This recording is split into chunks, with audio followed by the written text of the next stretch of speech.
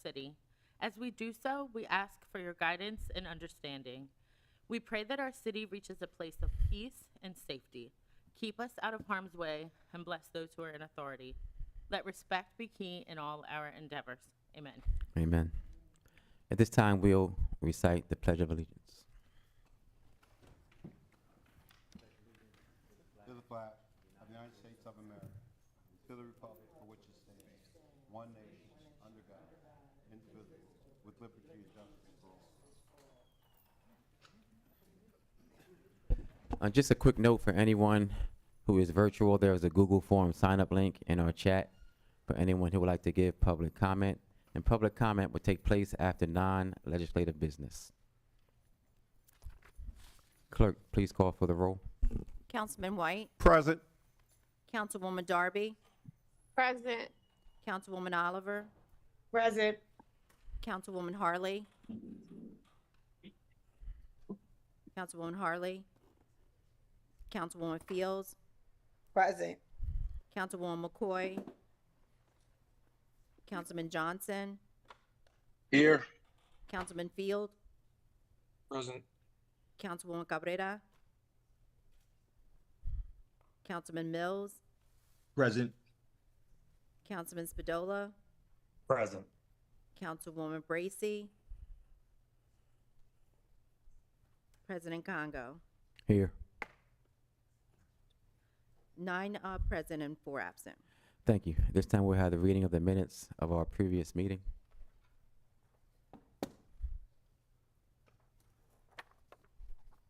June 6, 2024, City Council met on regular session with remote participation on the above date at 6:30 p.m. President Ernest M. Congo II presiding. The opening prayer was At this time, I move for the minutes to be received, recorded, and filed. Second. It's been properly moved and second. The minutes be accepted as written. On the question, all in favor signify by saying aye. Aye. Aye. Any opposed? Motion carried. At this time, we will have our committee reports. June 3rd, 2024, President, members of Council, City of Wilmington, ladies and gentlemen, we, your Finance and Economic Development Committee, met by anchor location and remote participation to and was referred ordinance number 24023 entitled, an ordinance to amend Chapter 37 of the City Code to increase the monetary threshold necessary to allow the city to immobilize and tow a vehicle. I've given this ordinance careful study and recommend council vote on it accordingly. Respectfully submitted, those members present: Councilman Johnson, Councilwoman Harley, Councilwoman Bracy, Councilman Field, Councilwoman Oliver, Councilman Spadola, and President Congo. At this time, I move the committee report be received, recorded, and filed. Second. It's been properly moved and second. The report be received, recorded, and filed. On the question, all in favor signify by saying aye. Aye. Aye. Aye. Any opposed? Motion carried. I'd like to recognize Councilmember Bracy Thank you. and also Councilmember Harley. So noted. June 3rd, 2024, we, your Finance and Economic Development Committee, met by anchor location remote participation to was referred ordinance number 24032 entitled, an ordinance authorizing the issuance of the city's general obligation bond, WWTP switchgear and electrical substation phase 1 project series A of 2024 WPCRF in order to provide the funds necessary for replacement at the city's wastewater treatment plant, providing for the sale of the 2024 A bond to the Delaware Water Pollution Control Revolving Fund, and authorizing other necessary action. Have given this ordinance careful study and recommend council vote on it accordingly. Respectfully submitted, those members present: Councilman Johnson, Councilwoman Harley, Councilwoman Bracy, Councilman Field, Councilwoman Oliver, Councilman Spadola, and President Congo. At this time, I move the committee report be received, recorded, and filed. Second. It's been properly moved and second. The committee report be received, recorded, and filed. On the question, all in favor signify by saying aye. Aye. Aye. Aye. Any opposed? Motion carried. June 17, 2024, we, your Public Works and Transportation Committee, met by anchor location remote participation to was referred ordinance number 24035 entitled, an ordinance to authorize and approve the contract between the City of Wilmington and Passport Labs, Inc. for parking citation and permit management. I've given this ordinance careful study and recommend council vote on it accordingly. Respectfully submitted, those members present, Councilwoman Oliver, Councilwoman Bracy, Councilman Fields, Councilman Spadola, absent with leave, Councilman White, Councilwoman Fields, and President Congo. I move this committee report be received, filed, and recorded and filed. Second. It's been properly moved and second that the committee report be received, recorded, and filed. On the question, all in favor signify by saying aye. Aye. Aye. Any opposed? Motion carried. This time we will have our city treasurer's report. June 20th, 2024. Total investment, $501,212,370.34. Total cash on hand, $14,931,875.50. Grand total, $516,144,245.84. Submitted by Dwayne Sims, City Treasurer. I move that the treasurer's report be received, recorded, and filed as written. Second. Second. It's been properly moved and second the report be received, recorded, and filed. On the question, all in favor signify by saying aye. Aye. Aye. Aye. Any opposed? Motion carried. At this time, I'll accept a motion to move to accept all non-legislative business. Second. It's been properly, Councilmember, No, I'm sorry. it's been properly moved and second to accept all non-legislative business. On the question, all in favor signify by saying aye. Aye. Aye. Any opposed? Motion carried. Miss, Yes, Councilmember White. Mr. President, I move a motion to limit public comment, tonight's public comments to 8 p.m. Second. Second.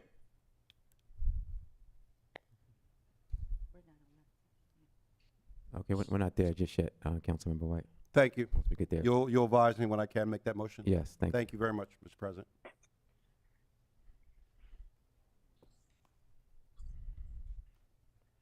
At this time, we do have sympathy resolutions that I would like to acknowledge. Coming from Councilmember Johnson, a sympathy resolution for Thomasine C. Thompson. From Councilmember Oliver, sympathy resolutions for Ronald Lee Harrison and Keith Fleming. Also, recognition resolutions from Councilmember Oliver. She would like to recognize the communities of compassion, providing help, helping eliminate living in poverty, and also recognizing Pride Month. From Councilmember White, he would like to recognize the Phi Delta Kappa Incorporated Road chapter anniversary. From Councilmember Harley, she would like to recognize Bancroft student achievements. From Councilmember Johnson, she would like to recognize he would like to recognize the St. Anthony's Italian Festival, their 50th anniversary. Also from Councilmember Oliver, she would like to recognize Johnny Braxton from 6 ABC Action News in Wilmington, Delaware. And we do have one group that is going to be acknowledged today. We're just waiting for the resolution to be brought down, and then we will move forward.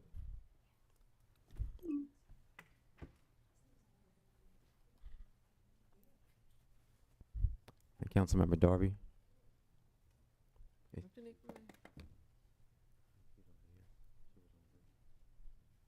Oh, that's disregard, thank you. Well, we're on public comment. We're not on public comment?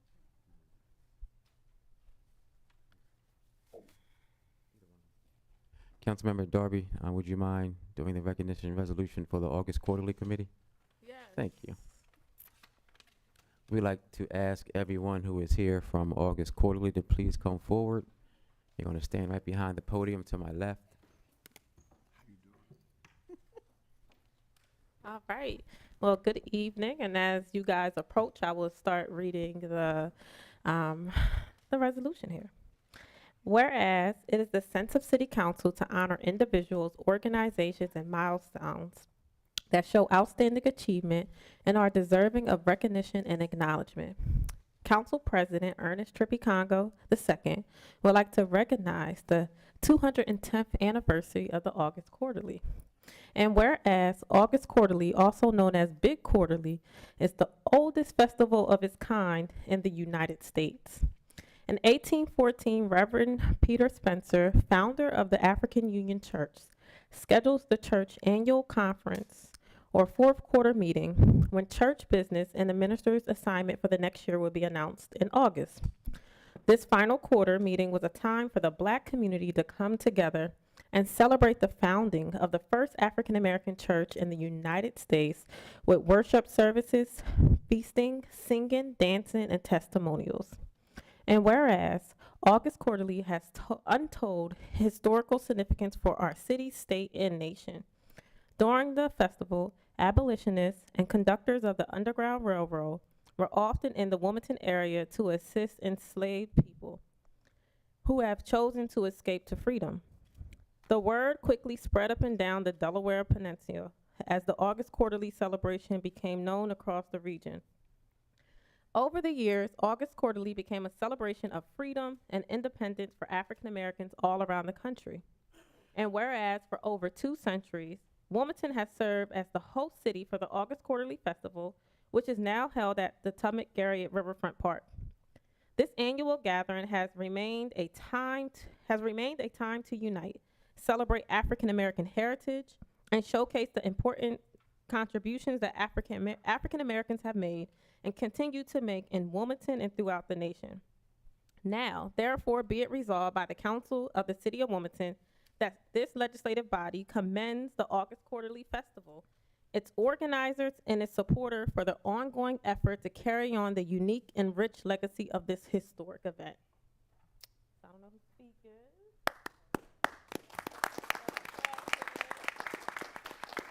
All right, Mrs. Monk.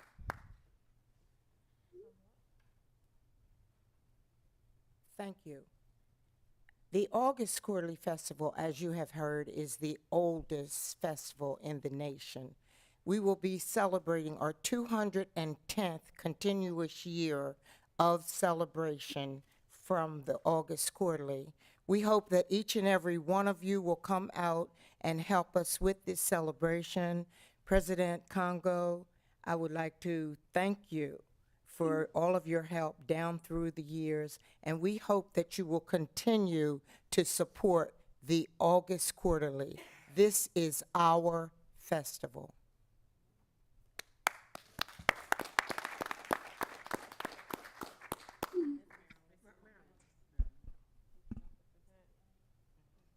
You want to do a picture of you sitting out?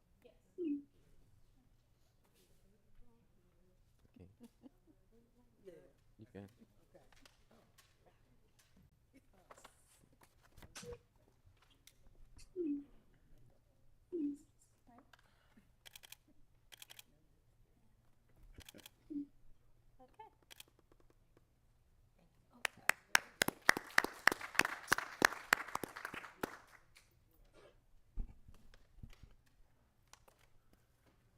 Can you see my hand up? I'm sorry.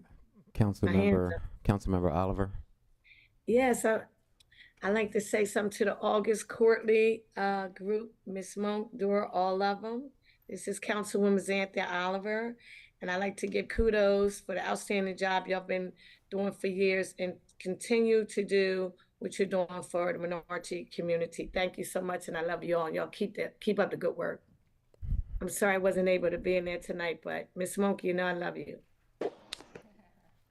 Mr. President, Councilmember White. I applaud you for taking a moment to recognize the August Quarterly Committee. Their work is long-standing of importance in our community. It's interesting that the work that they've done and continue to do on behalf of all Wilmingtonians and Delawareans is a monumental achievement. And I have a smile on my face because I don't know how too many people in this room will remember when the big Quarterly took place on French Street. And from at least 14th all the way down.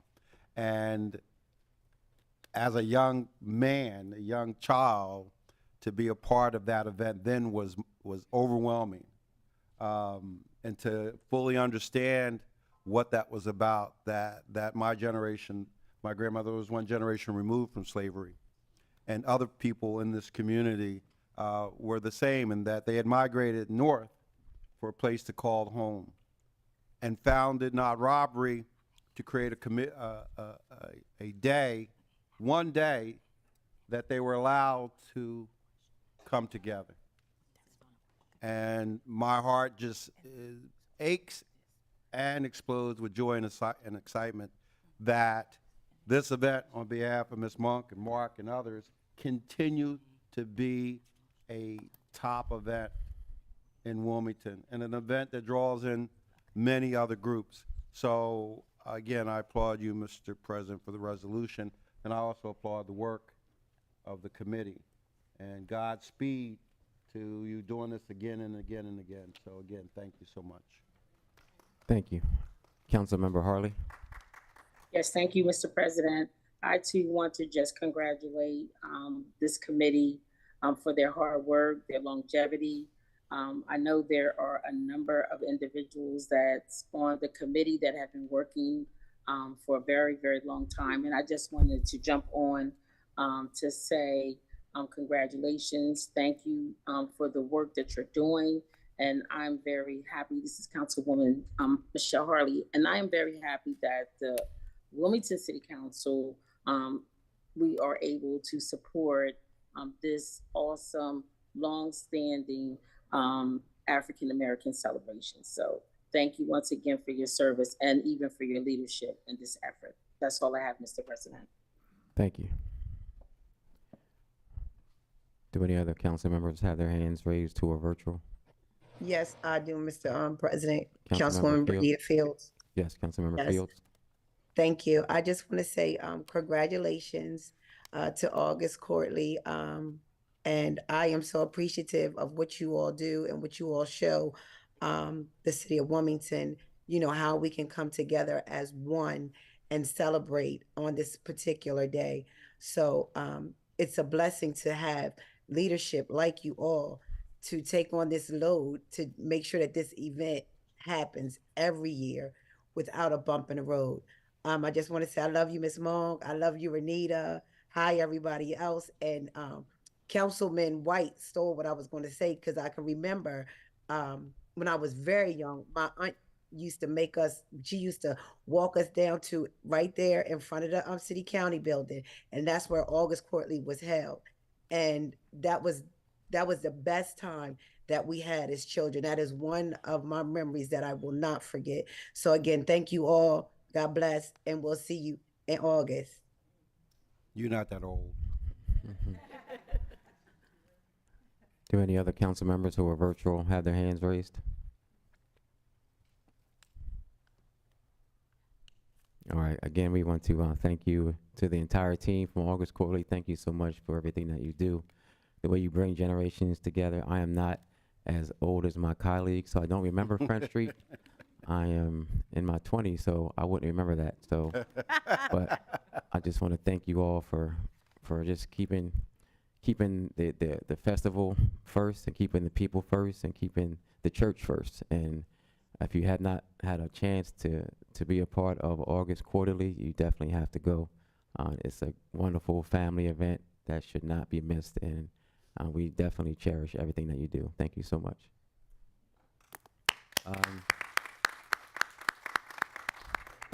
At this time, I would like to recognize Councilmember Nathan Field.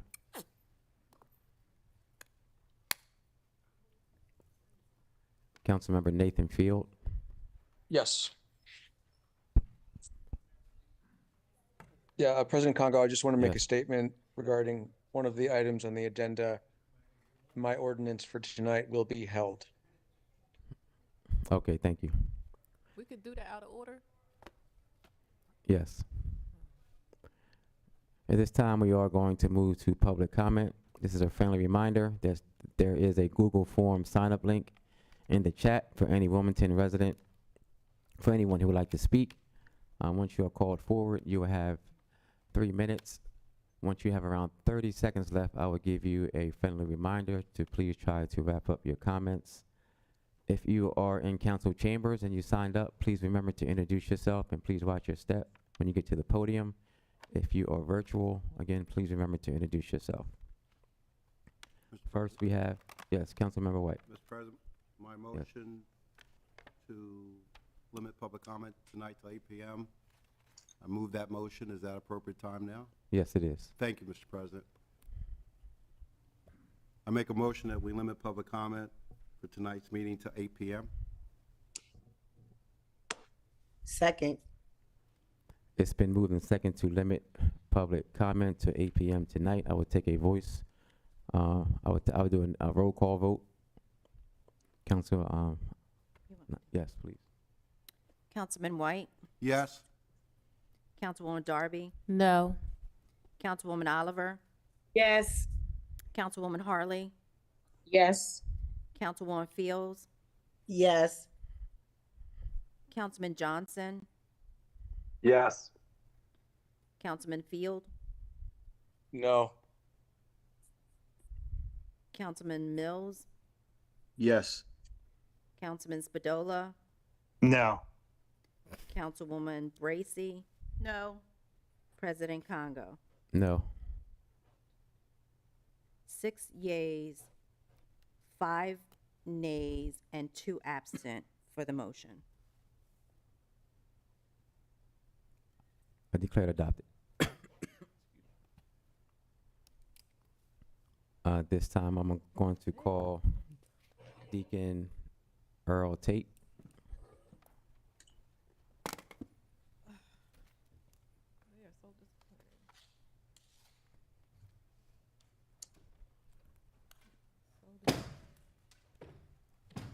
Thank you, Mr. Tate, for joining us.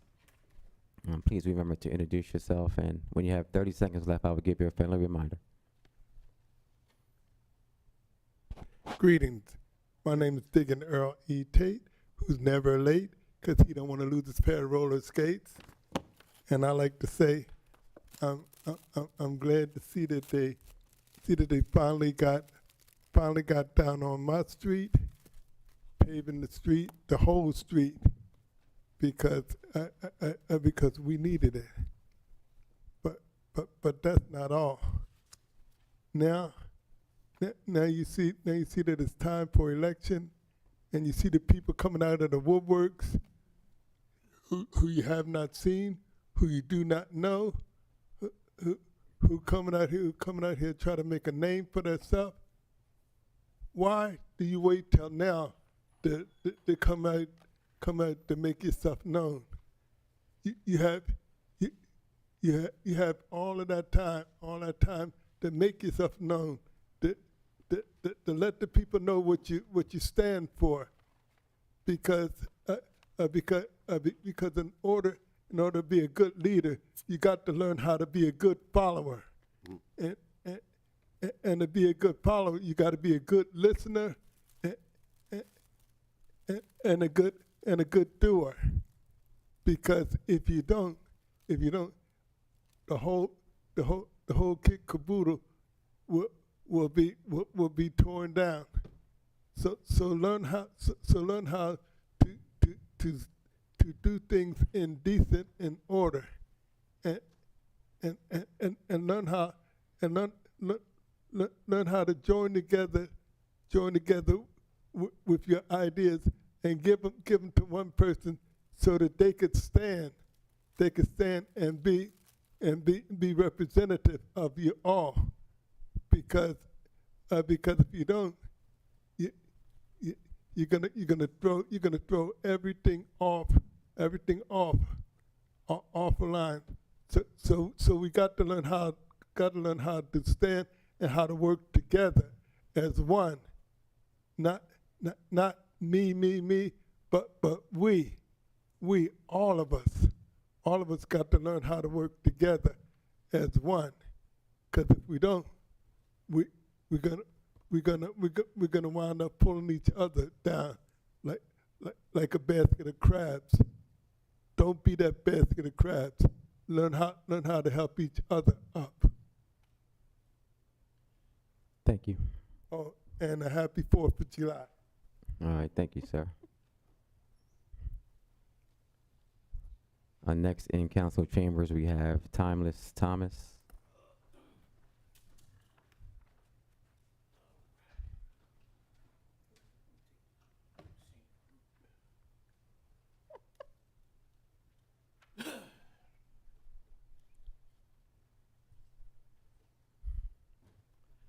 Thank you for joining us. And please remember to introduce yourself once you get to the podium, and please watch your step. Thank you for having me. So, I'm usually very graphic and animated. However, this is a serious occurrence, and I personally am highly offended that there would be some type of noise ordinance as a watered down or as a disguise to eliminate or put some type of governor on protesting. With the climate of our community today, with the climate of protesting as it would parallel black and brown people's wants and needs, and the way we're functioning in trauma, and that would pretty much affect black and brown people directly. And so I just wanted to give you a front row seat of what noise really does, the lived experience that me and my family are forced to endure every day. Let me give you the sounds and how much noise gentrification makes. We wake up to cranes, concrete busting. I didn't even tell you how much noise violence is. I didn't even tell you the gunshots, the sirens. There's so much noise that my wife is forced to endure. That's just gentrification. That's just displaced people running around functioning in trauma. But to say, in the Juneteenth season, in the ancestral season, to say that we should be quiet and protest is like an oxymoron. When people gather scientifically, naturally, it's going to be an elevated volume. There's a bunch of people.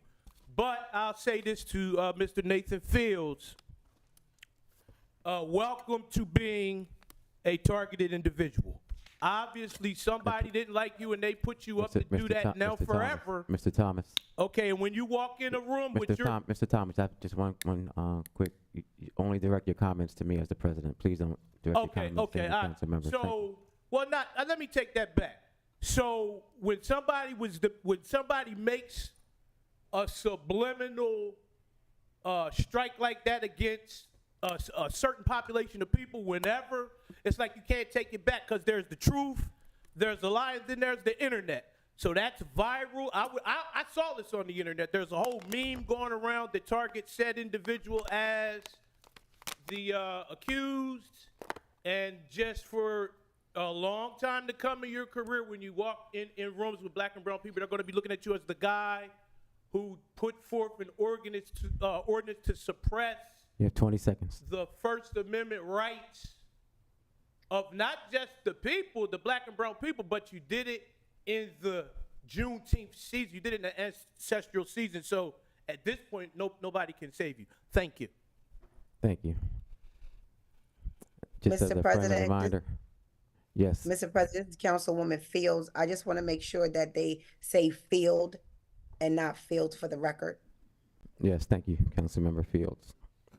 And again, just as a friendly reminder, Councilmember Nathan Field, has decided to hold his legislation that he was going to present this evening, Ordinance 24-036 pertaining to noise disturbances. Again, it's going to be held, but that does not stop you from any sort of public comment.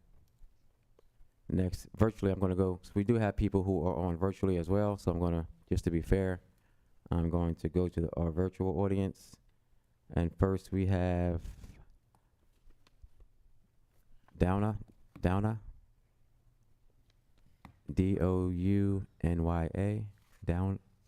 Dounya, thank you.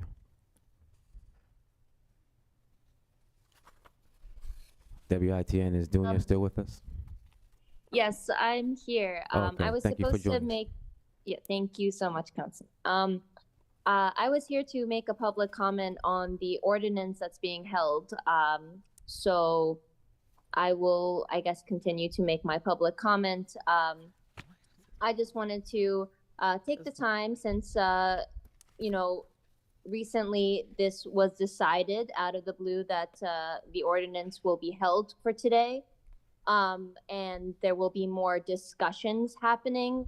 Clearly, there will be no discussions happening with everyone who wanted to make public comment, right? I'm sure there's going to be internal discussions, and I'm sure as well that there are multiple conflicts of interest. And I'm sure as well that you don't want to hear from those who have the legal expertise on this matter. So I just hope that there's going to be transparency around this entire ordinance and the process of it being held and what discussions are going to be happening. Otherwise, once again, this is shady business. And I hope that stays on record. Everyone who is coming out again, I just want to echo Timmy's sentiments. Everyone who is coming out and trying to use their voice in order to be heard, because our Congress people refuse to hear us by email, by phone, and when you even go to their offices, it's just no one's listening. So what does one do in this democracy? I just want to ask everyone here, what does one do? What does one do? The only place anyone is going to be able to be heard are places that aren't, through the normal bureaucratic pathways and channels. And that's just a fact. So I just wanted to have my voice on record here, saying that I 100% oppose, even if it is being held, this ordinance that's going to be further discussed. There is really no use for it. It's a waste of time. You know what's better use? Telling the Congress people that are being quote unquote targeted, right, to listen to their constituents and stop sending our tax dollars to fund a genocide that is continuing to unfold every single day. That's what they need to do. Listen. You don't want noise, you gotta listen. If you don't want noise, you have to listen. And the more you try to silence us, the louder we will get. Thank you very much. Thank you very much. I'd like to recognize Councilwoman Maria Cabrera. Thank you. So noted. Next in council chambers, we have Darla Chase, Cheyenne Miller,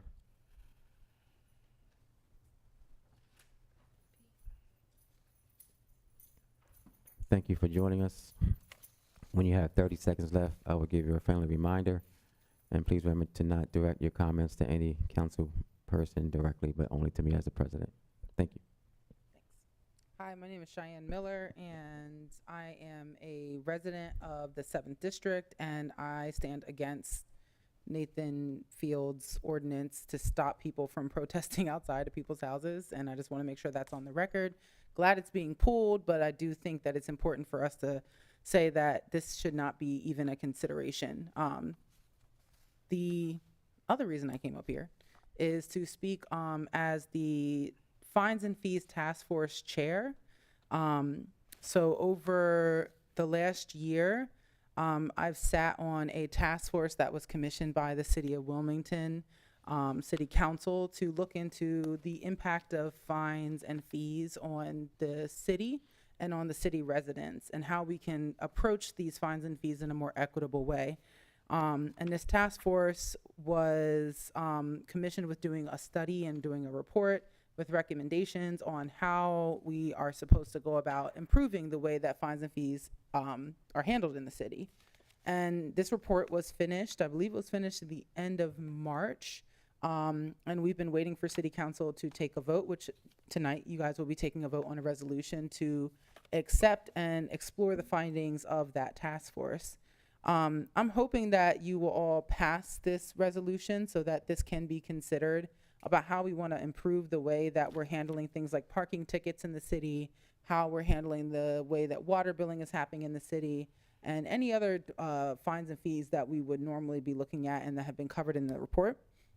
I think it's important because we did work with the city. They did provide data from the administration. They provided to this task force to look into what's going on with parking tickets, what's going on with red light tickets, what's going on with water billing.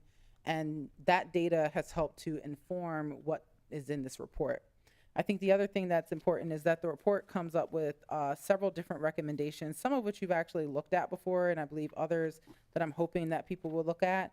One is to stop harmful collection practices, and that means stop booting and towing cars to collect payment for parking tickets and red light tickets. To stop the practice of water shutoffs for overdue water bills, especially if the properties are occupied by a vulnerable population. You guys voted that down though. To stop foreclosures or munitions actions for homeowners with overdue water bills. That was also voted down legislative-wise, and we're still waiting for I think we're still waiting for that from the administration in terms of policy to see if they're gonna stop doing that. And to end penalties for people who aren't paying because of limited income. We also asked and in our recommendations to revise contracts to reduce harms and reduce cost of parking tickets and collections contracts and red light ticketing contract. Throughout the report, it was found that the city is spending a lot of money trying to just collect. You have 20 seconds. Okay, thank you. Trying to collect from people, and that's not worth it, right? It's a lot more money being spent to collect than there is at getting the money back.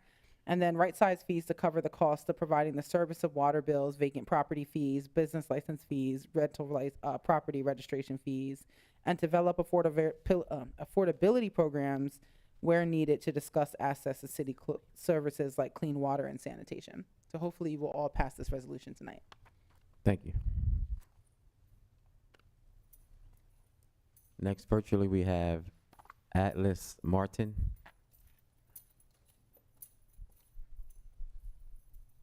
Hello, can you hear me?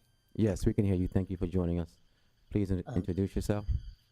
My name is Atlas Marvin. I was originally here to speak on the agenda item for the sound ordinance made by Councilmember Fiend. Oh, sorry, misspoke. Councilmember Field. So I'm just going to read the speech that I was going to give today. First, I would like to thank council members Shanae, Darby, and Trippy Congo for voting against this amendment in the first city council meeting. Now on to the matter at hand. After months of emails, letters, speeches, phone calls, and much more failed to get to the attention of Senators Coons and Carper, we as the people of Delaware began to make our voices heard through protest on public sidewalks following the noise ordinances that were already in place. Before I continue, I would like to rhetorically ask if any of the council members are scientists who specialize in sound waves. The reason that I say rhetorical is because after reading each of your bios on the council website, I know that none of you are, though some of you do hold a bachelor's of science in different fields that are not related to how sound waves work. This ordinance is another attempt to spit in the face of your constituents and try to silence us while tens of thousands of people are being killed by an occupying state that refuses to agree on a ceasefire. I have seen videos of mothers and fathers holding the lifeless and dismembered bodies of their children, some of whom haven't even reached their first birthday. I've seen videos of disabled and elderly Palestinians being forced to walk miles upon miles a day in hopes of being somewhere that won't be bombed for the time being. And you have the audacity to sit before us in comfy chairs with intact roofs over your head and cry about us being too loud. We have been begging for months for Delaware to stop funding Israel and its genocide and to do anything to push forward the ceasefire. Sorry, I lost my place. Push forward a ceasefire. And 9 months later, all you have to say is shut up and stop yelling. If you want us to stop yelling, stop funding genocide. Start helping the people of your community. Say like the homeless people that are currently living on our streets. But instead you push forward bills to try and take away our rights because you don't want to be uncomfortable with the fact that blood money has been poured into the pockets of people you back and support. There will be no silence until there is justice for the Palestinian people and until our senators stop supporting Israel. I would like to end off by saying that the power you believe that you have right now was given to you by the very people standing in this room and online. And if you would like to be reelected into this position, you would do well to vote no on this ordinance. If this ordinance goes to pass, we will all remember come election time: free Palestine, free Congo, free Sudan, and no peace until there is justice. Thank you. Thank you. Next in council chambers, we have Lynn Keelhorn. Thank you for joining us, and please remember to introduce yourself. Please be careful when you reach the podium.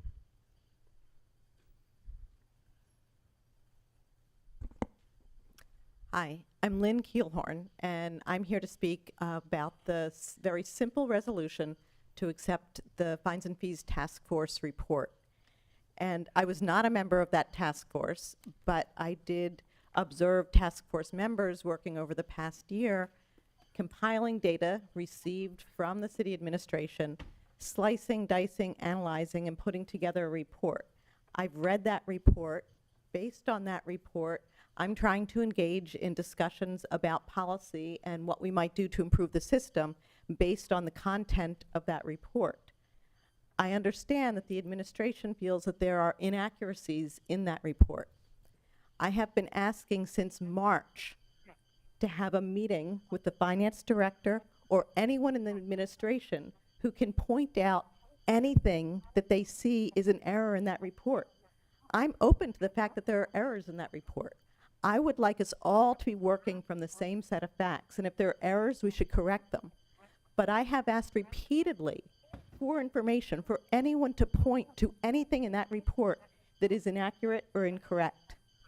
I have had conversations and exchanged emails with many city council members asking for help in setting up those meetings and getting answers. There still is nothing.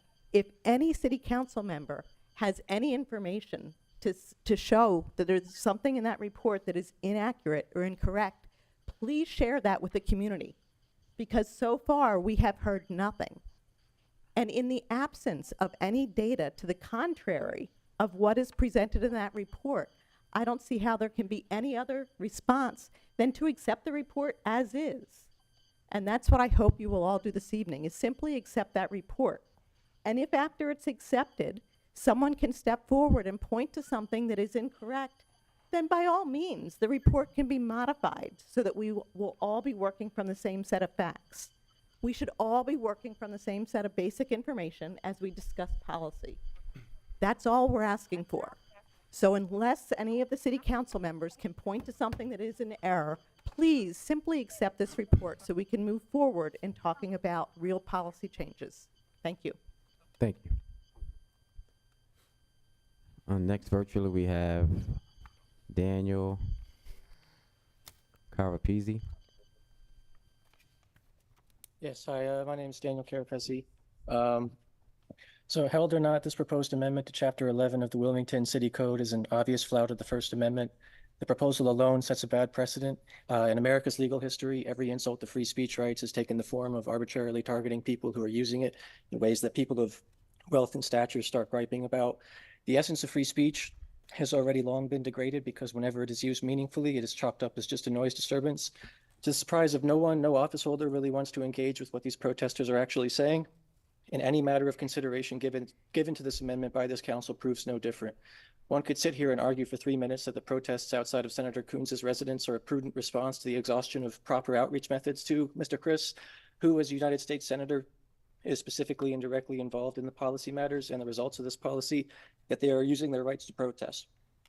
There's also such a thing as constituents and citizens making a genuine demand of an elected office holder who is meant to be viewed as a vector of change. There is such a thing as ensuring that you get your hearing in regards to matters of unending urgency. There is such a thing as persistence in the face of unfolding issues, which the United States has a hand in, and which could thus conceivably be stopped by the United States behaving differently. You're always told in this country to seek out your elected officials with issues that matter to you or with help that you need, and who else are you going to go to? Political office holders are not inherently in the right, and so it is important that we allow free speech to be used to articulate it when those with power are wrong, though at this point, almost the entirety of America's elected officials cannot convincingly acknowledge that genocide is wrong and functionally deny that it is even happening. Furthermore, there is such a thing as being real about the immediate situation. It only makes rational sense to place yourself outside the residence of someone with power or otherwise endeavor to interrupt their schedule when you are plainly aware that you are being deliberately disregarded in spite of an undeviated keeping to peaceful and proper means and following the informal constraints and encroachments that are placed on protesters by police irrespective of their conduct. Lastly, it is clear that what residents have spoken in favor of this amendment are not doing so from any serious grounds. They are seeking indirect forms of punishment for protesters whose tone they've decided they don't like. In regards to this amendment, it was denied that any communication from or with Senator Coons has gone into the making of it. To that, I would say that any little puppy who wants a treat knows what their owner wants without needing to be told. Thank you. Thank you. God bless you. Is Joseph Connor in council chambers?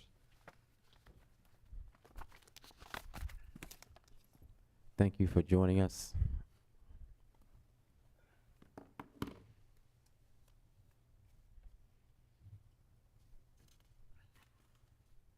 And please remember to introduce yourself once you reach the podium, and please watch your step. All right.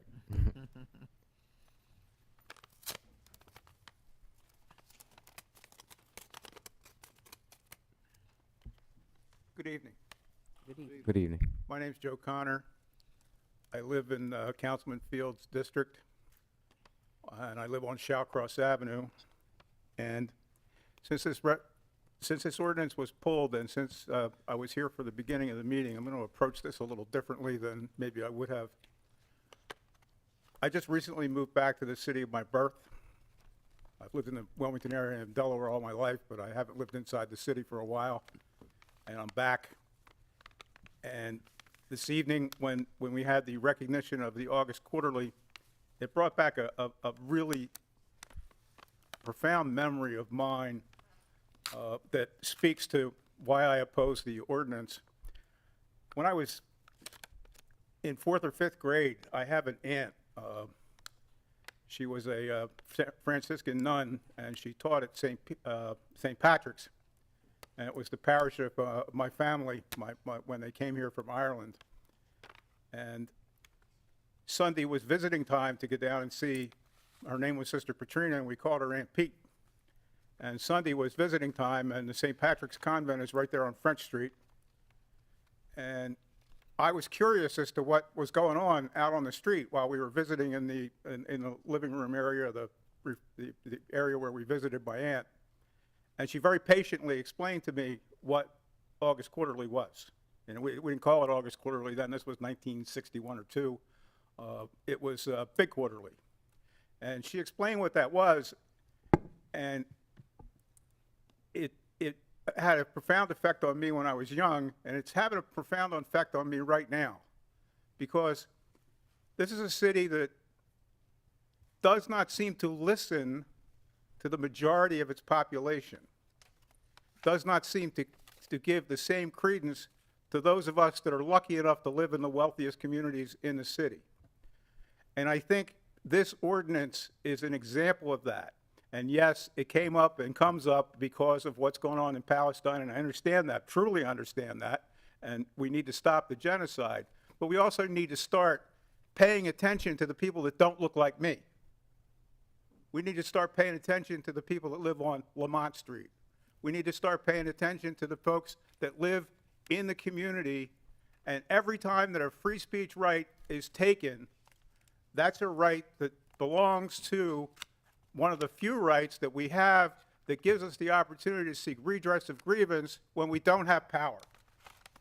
And when folks don't have power, we have to speak to power. And the only way to speak to power is to stand up and go down on Delaware Avenue, if necessary, or wherever else, and let the elected official know how we feel. You have 20 seconds. Bottom line. So I might have said things a little differently, it might have been a little more political than I was tonight, but I need you to understand, please, this is a terrible ordinance, and I'm glad it's being held, and I hope it doesn't see the light of day. Thank you. Thank you.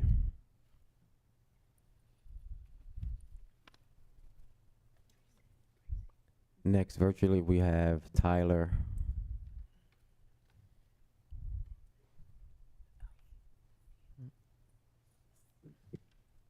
Tyler Park.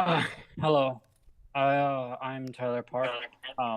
I was working all day, unlike some of us, so I didn't have time to prepare a speech as nearly as eloquent as my predecessors. I am against the the noise ordinance. I don't really have anything else to add to what everyone else has said. It's a gross violation of our First Amendment rights. I'm all for limited government, and that's not it at all. I guess I yield my time. Okay, thank you very much. Is there anyone else in council chambers who I have not recognized that want to give public comment? If not, we will continue with our online audience. Next, we have Michelina De Jesus.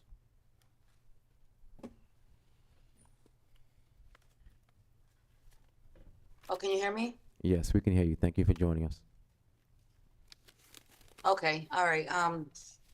So I'm just going to continue like everyone else did. I was preparing to speak yesterday, and I'm going to try to put what I can in the 3 minutes. And it really is a shame that we have to show up here the way that we do. And we know that it came from the mayor's administration. And it is quite ironic that the same council members who voted no or present in the November ceasefire resolution are the same ones that is attempting to amend an already existing noise ordinance, which infringes on our First Amendment rights. This ordinance only serves to further criminalize protesters. The committee meeting showed us that no matter how we showed up, who spoke, the 3 council members being Field, Spadola, and McCoy already had an agenda to follow regardless of the voices and the reasoning of the people. When someone shows you who they are, believe them. It was made clear on record stating that Nathan Field introduced this specifically for the protesters. Again, the irony being supported by the same few council. It is unquestionably biased. And I don't know about you all. Maybe you have become insensitive to death because it is in 4K and not at your door. You know, it is your responsibility to step it up or you will be faced with confusion. The sad part is that most of us turn our deaf ears and our blind eyes to our attitudes of indifference. And it is not until we acknowledge positive change that change will occur. We are neither chosen nor superior. This dystopia in 4K is very real. It is not a conflict. It is not a war. It is an active Holocaust. And in my 3 minutes, 2 more will die. And that's why they are at your doors. People are dying. Our ports built for humanitarian aid were just used in disguise of aid last week to kill over 200 Palestinians and wounding more. The people are starving, and we're only feeding money and machinery to the occupying force. We are funding the proven attacks on the innocent, the Muslims, the Christian, and any or all that are not on the receiving end of the political movement to protect the state of Israel and its apartheid. No matter of your beliefs or religion, humanity will prevail, inshallah. Our students, our loved ones, citizens of America all choose to protest against this ethnic cleansing, collective punishment, and we will not be silenced. You cannot just electronically turn your back and silence our messages. You will hear from us front and center. No more business as usual. Constituents here today, even on Zoom or in person and all over America, have faced unjust arrests, police brutality, loss of employment, suspensions, expulsions, doxing, censorship, and more as a penalty for speaking up, while others are worried about what they will lose, simmering in their silence. Nevertheless, what the people have endured here, including disturbing the peace, is nothing compared to the bloodshed that we have on our hands by sending funds to Israel. We will not stop. We will stop when the genocide stops, when the Palestinians return to their homes. And democracy does not exist without the power to the people. Thank you. Thank you. Next virtually we have Sydney Martin Hernandez.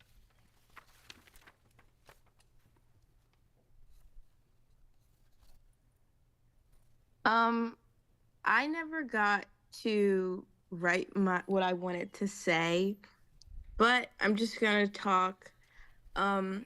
I don't really see the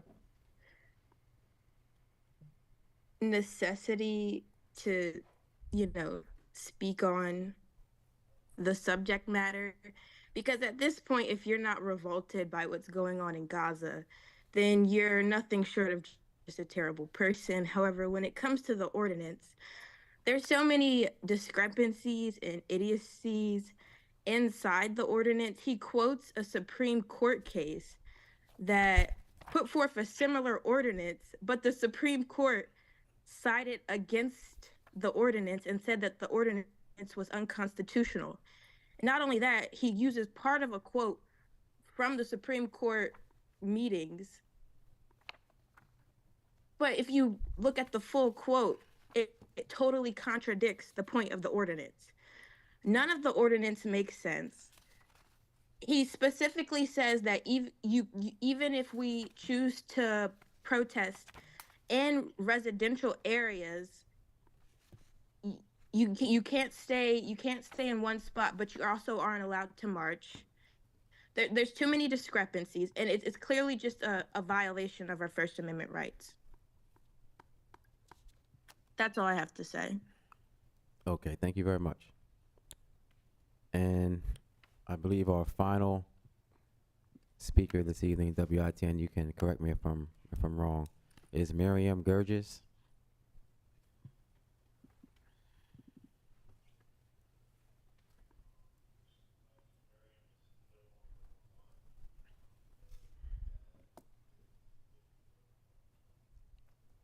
Okay, thank you. So that will close our public comment portion of today's meeting. Again, we want to thank everyone who joined us virtually and in council chambers to give public comment. At this time, we will move to legislative business. Councilmember Darby. Mr. President, I have a resolution. Yes, Councilmember Darby. No, I thought I heard somebody. All right, Mr. President, I have a resolution to present. Resolution 24-030, Agenda 0442, whereas House Bill 351, an act to create a new chapter entitled 21 pertaining to the towing of vehicles without consent of the owner or operator, establishes essential I requirements. move this resolution be received, recorded, and filed and adopted by a yea and nay vote. Second. Second. It's been properly moved and second. The resolution be received, recorded, filed, and adopted by a yea and nay vote on the question. Yeah, so this resolution is in support of House Bill 351, where it's looking at predatory towing practices. This piece of legislation I thought was so key and in alignment with the Fees and Fines Task Force that City Council aligned with, and also the program that City Council provided recommendations for us to participate in with the National Fees and Fines Task Force Center, where in a lot of their programs and workshops, we learned about what was happening throughout the nation in regards to predatory towing. And I feel like the state, they're really listening to the community around fees and fines, and really looking at these predatory practices and looking to change them. So some of them are like not having towing companies patrol for illegally parked cars, or offering incentive for information leading to non-consensual towing. Some of the things that happen right here in the city of Wilmington, where we have a lot of issues with our towing companies here that we use. It also talks about unauthorized towing or storage fees, holding towing companies liable for property damage, consensual towing through reimbursement of fees and damages. So this piece of legislation on the state end, I think, aligns with a lot of the things and conversations that City Council has had, our Fees and Fines Task Force. And I think that this was a bill that we all could support, and I hope that I can get my council colleagues' support. Oh, I have an amendment. I gotta do that. You see, I have my hand up. I don't know if you can see it. Councilmember Darby still has the floor. Councilmember Oliver. Oh, nah, I'm good. Okay. All right, Councilmember Oliver. Thank you, Mr. President. I will be supporting this bill. I did speak to someone in the House, and I do agree with what Councilwoman Darby just stated. I've had several meetings on towing, put a lot of things on my Facebook. So I'm not going to get into a lot of it, but I think it's a good piece of legislation that they are reviewing, how some of these cars are being towed, especially in the Black and brown community, and harassing people. So I will be voting for this. Thank you so much. Thank you. Councilmember Cabrera. Thank you, Mr. President. I had spoken to the sponsor in Dover, Osiansky, and I'm so glad that he's doing this, express my support. I'm glad that we as a council are presenting this resolution. I also urge the council members to vote for it. You know, there is a lot of predatory practices that have been happening, and they're being addressed one by one. Still more needs to be done.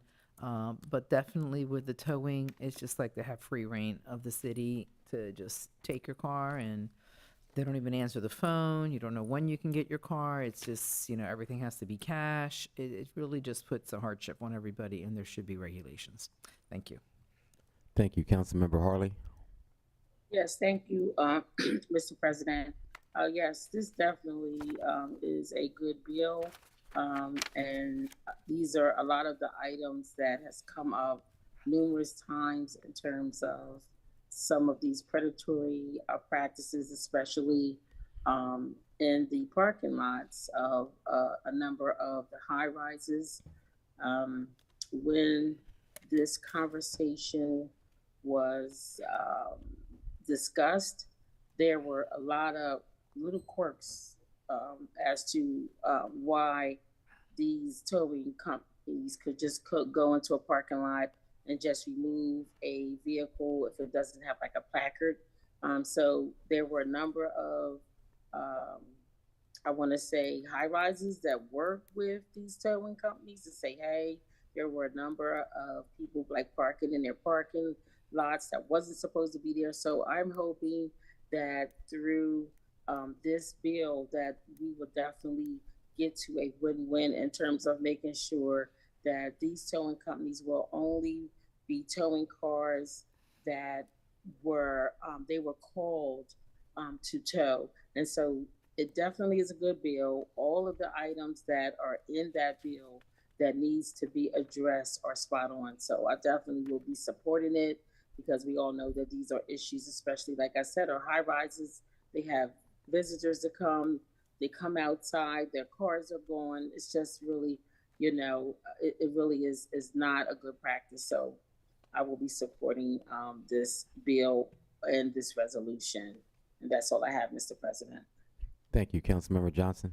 I support this as well. I appreciate all of my colleagues' work for working on the parking, the fines and fees issue. I just think this, you know, again, I look at acknowledgement is that there's only less than 10 legislative days left. So the reality is we have to work with Representative Oshinsky to try to push this over the finish line. So that's the work that has to be done, because if not, then it fails in the General Assembly session. Then it has to be reintroduced. So when we do these items, I see there's a lot of legislative items on here. We have to be mindful of that. So I'm going to work down there to see what I can do, even going down next week. We got to get this stuff over the finish line. And us in Wilmington, we have to show up, because a lot of them, if they don't know the city, the reputation of the city is not good.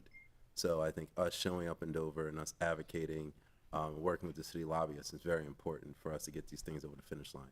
There's no point of us passing it and it just sits in a pile on someone's desk. So that's what I'm looking at, is just the reality of for us to get this over the finish line, we got to get it over the finish line and really press in Dover. And I go down there all the time. So folks, you know, you can get a ride with me. You want to come down, right down Route 1.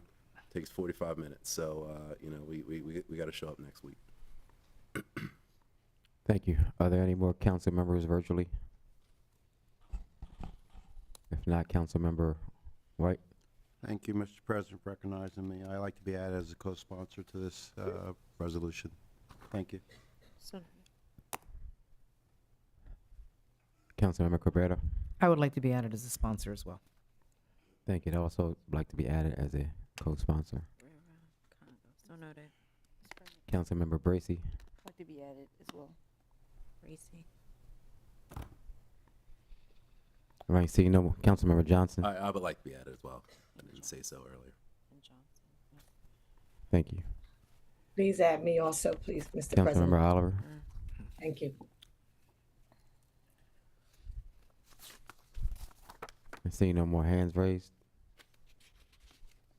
Is there someone looking Councilmember to Harley. see if he? Yes, thank you. Yes, I would like to be added as a co-sponsor as well. Thank you. Thank you. And seeing no more hands raised, I would like to return to the sponsor. Yeah, nothing else. Thank you for the support. Thank you. Clerk, call for the roll, please. Councilman White, Yes. Councilwoman Darby, Yes. Councilwoman Oliver, Yes. Councilwoman Harley, Yes. Councilwoman Fields, Yes. Councilman Johnson, Yes. Councilman Field, Yes. Councilwoman Cabrera, Yes. Councilman Mills, Yes. Councilman Spadola, Yes. Councilwoman Bracy, Yes. President Congo. Yes. 12 yeas and 1 absent. Declared adopted. Mr. President, I have a resolution to present. Resolution 24031, Agenda 0443, whereas the Wilmington City Council's 2022 through 2025 strategic plan prioritizes. I move this resolution be received, recorded, and filed and adopted by a yea and nay vote. Second on the motion. It's been properly moved in second. Excuse me.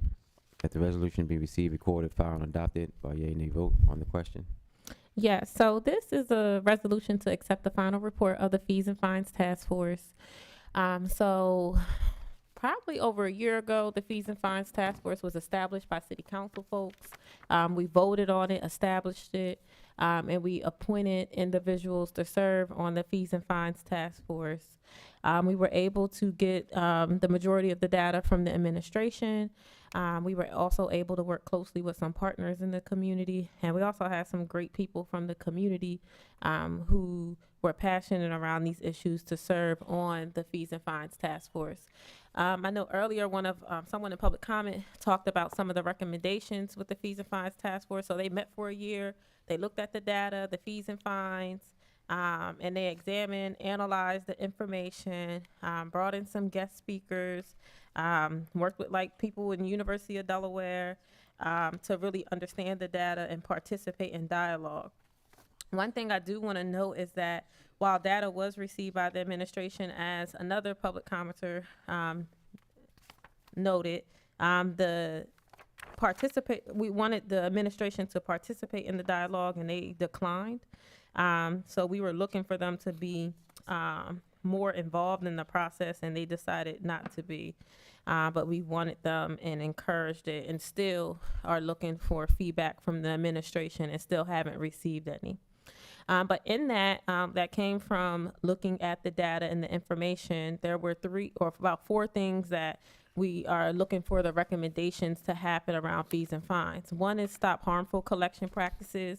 And this is right in line with the previous legislation on the state level, where they're actually listening to constituents and saying, we know that there are predatory practices around towing, around booting, and let's address it. So this recommendations, they're saying let's address booting and towing in regards to how we collect payments. It's also looking at how do we look at water shutoffs in a very different way? How do we stop foreclosures for homeowners with overdue water bills? And how do we end penalties for people who aren't paying because of limited income? So that was recommendation one. Recommendation two is to revise contracts to reduce harms and reduce costs. So we know that a lot of our contracts with our towing companies are and the booting and the different things that companies we're working with. Some of those contracts need to be really looked at in regards to equity. And to looking at what neighborhoods are being targeted. There's a lot of predatory practices within the contract or things not being followed. There's not a lot of accountability happening with the contracts that we have. The third piece is to have a right size fee to cover all the costs of providing the services. So we believe there needs to be fees for water bills, vacant property fees, business license, and rental property registrations, but it needs to be a right size fit. Fees and fines should not be used to or predicted to drive revenue for a city. That should not be one of the primary factors for revenue. The fourth piece is developing affordability programs. So if people cannot afford their water, developing a system to help them afford it. And that goes for any other fees and fines, but clean water, sanitation, so that we're able to provide accessible and affordable services to our residents. So those are the four recommendations that is asking for City Council to really look at and for us to have conversations around. And like, this is really, I wanted to present it at the same time with the state legislation to show that we are, committed to this issue. We want to see changes around predatory and harmful practices, and we're looking to do that on a city level and supporting the state. Thank you. Thank you. Councilmember Johnson. As one of the council members that did serve on the task force, I appreciate the group's effort for helping us examine and address this problem. And I think the first thing is we have to admit that there's a problem, and we can make this a more resident-friendly city, and I believe we have made significant steps during 108 in doing this. There has been some feedback from the administration, I guess, about some issues with some of the data. Although to be frank, just calling balls and strikes here, I don't have a red line. I'm not sure what specific breakdowns there is an issue with. So if there is any data that's not correct, then that needs to be corrected. But that comes on the administration side. From a purely council side, just looking at the report, looking at the recommendations, all that is a recommendation of the group. It is what it is. And I think we need to take it to heart and really examine ourselves. Because if you're not getting better, then you're failing. So, I do endorse this. Again, if there's any discrepancy in data, that certainly can be amended or provided by the administration. But until then, until there's some red lines on there, I have to go with what we have. So that's kind of where we are. Some folks may not like the report, but again, it is what it is. I think we need to continue to move forward and improve as a city. And a lot of these recommendations have already been worked on by various groups already, by various council members. So, the work is already happening. So we appreciate the task force. Look forward to continuing having them engaged and continue to make this a true city where everyone can be somebody. Thank you. Councilmember Harley. Yes, thank you, Mr. President. So as it has been stated already, in terms of some of the items that have been included in this resolution, or in the report, should I say, have already come up before this council. I really appreciate the individual that spoke during public comment as it relates to the attempts to reach out to council members and the administration. I never received any emails from anyone.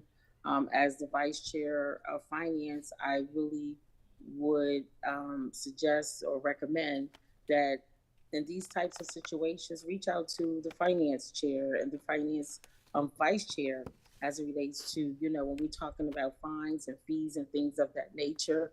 I never received an email to try to reach out to the administration to understand, where is the gap, or if there are errors, what are they, so that this committee could address those items. So yes, I have heard that there are a lot of errors. I'm not going to say a lot, that there are errors in the report, but since no one has addressed those errors and have not pointed them out, I'm going to go along with the resident that shared. We can vote it out, and once we identify where the errors are, that we can fix them and move forward. So for that reason, I'm going to support it, but I definitely would like to know more about, whoever they sent the emails to. If someone could forward the email to me to be able to review it, I really, really would appreciate it. We all want better practices for all of our constituents in Wilmington. I do appreciate the work that this team has done. And I just don't believe that, if 10% of it, needs to be fixed, that we should not throw away the 90%. So for that reason, I'm going to support it. But I definitely want to continue the conversation to find out, what these errors are, because that's important to know, especially if it has a fiscal impact. That's all I have, Mr. President. Thank you. Councilmember Cabrera. Thank you. I too was one of the council members that served on the committee, And I will state for the record that I was not able to attend all the meetings. There was conflicts within the schedule. I did attend some of the meetings, also try to assist in providing whatever information they needed. I do want to thank Marshall Bassnight and the council staff for providing a lot of the information that the task force asked for. I know that the cooperation was not there from the administration in full because they were not in support of it to begin with. However, they went forth to do their due diligence. Now, the things that I very much support is I am not for predatory practices. I think our city should be user-friendly for all, those that visit and those that, especially that live here and pay the taxes to live here. The statute of limitation, as some of you know, is something that I introduced when I first served on council so that anything beyond 7 years, we're not going after people, taking their cars, et cetera. Reducing the parking fines was important, and I'm thankful to all those that work on behalf of that and to this council for passing that. Because again, for the level of poverty in this city, our parking fines should be aligned with that. Definitely supporting the towing bill because we've seen a lot of the predatory practices that have taken place with that. And this council voted for water affordability and to make sure that we negotiate the increases because they are, unfortunately, they're needed to continue with our infrastructure. But most importantly, to, put together an additional funding to help people who need help to pay their bills, as well as the payment arrangements. And I know that we're going to be looking at perhaps even raising the limits so that more people can engage in getting that assistance. But I am going to vote present simply because there are some items I'm not in agreement with. I don't support the full document as written. Again, we provided as much information as possible, how it was translated and put together. There's a difference there, and there's some things that were not provided. I don't fault the task force for that. But as mentioned, the city does have a responsibility to maintain infrastructure, such as eliminating the lead in the pipes, and now the new mandate with the PFAs, road improvements, public safety, parks and recreation for a quality of life in our neighborhoods, and to support those in need as well. And I believe that some of the recommendations of the task force do not align with what I believe is the best approach. And we already seen that because some of the items have been voted down by this council. However, I appreciate everything and the work that was done, and that we will continue to make the changes that need to be made to eliminate the predatory practices that do exist. And I'm still in full support of working with our residents, the people that are very passionate about this. So I will be voting present tonight. Thank you. Seeing no more hands raised, Councilmember Oliver, and then Councilmember Johnson. Yeah, thank you, Mr. President.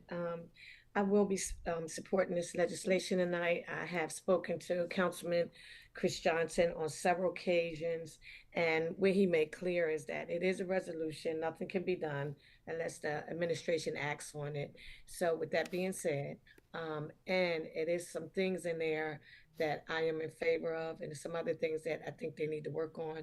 But as he stated, that's on the administration side, and we will deal with that when we get there. And as I stated, it's a resolution, and not going to get into much, but I will be supporting this. Thank you.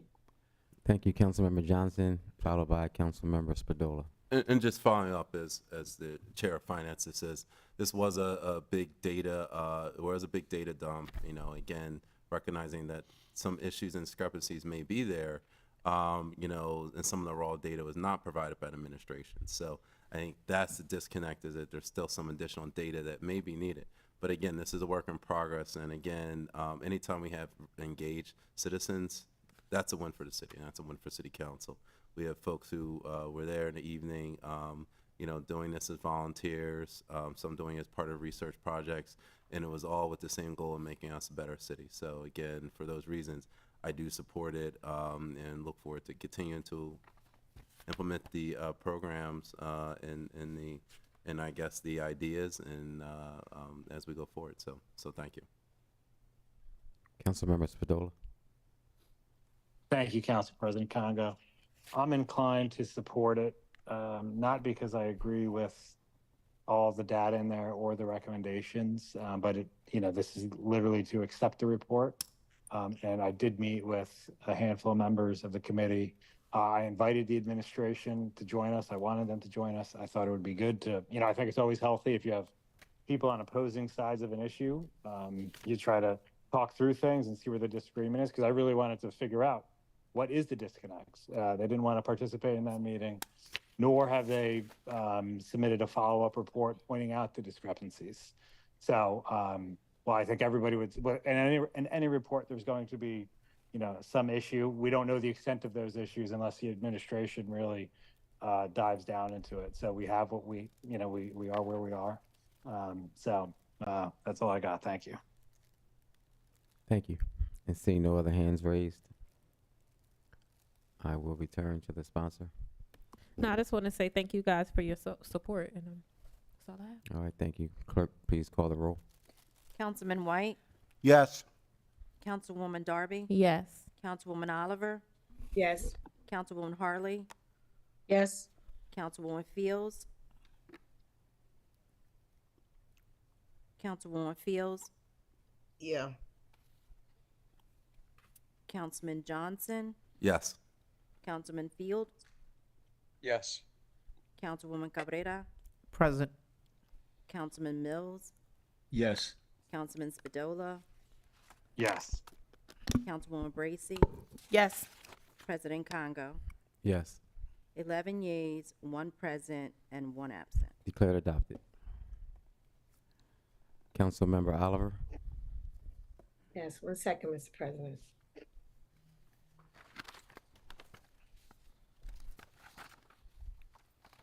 Mr. President, I have a resolution to present.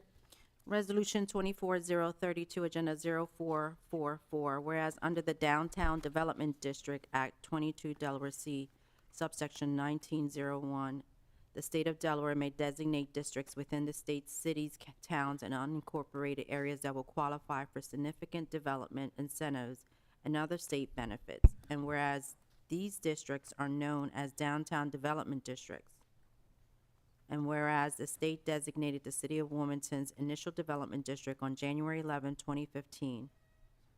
I move this resolution be received, recorded, and filed, and adopted by a yea and nay vote. Second. It's been properly moved and second, the resolution be received, recorded, and filed and adopted by a yea or nay vote on the question. Yes, Mr. President, this resolution approves the city application requested a 5-year renewal of downtown development district designated to support and submission of an application to the state of Delaware. This is through Representative Nomney and Senator Darius Brown extending the downtown district on Market Street from 22nd down to 30th on both sides. So most of the things that they're doing downtown, they're going to get some funding to upgrade over in the northeast area, which is overdue.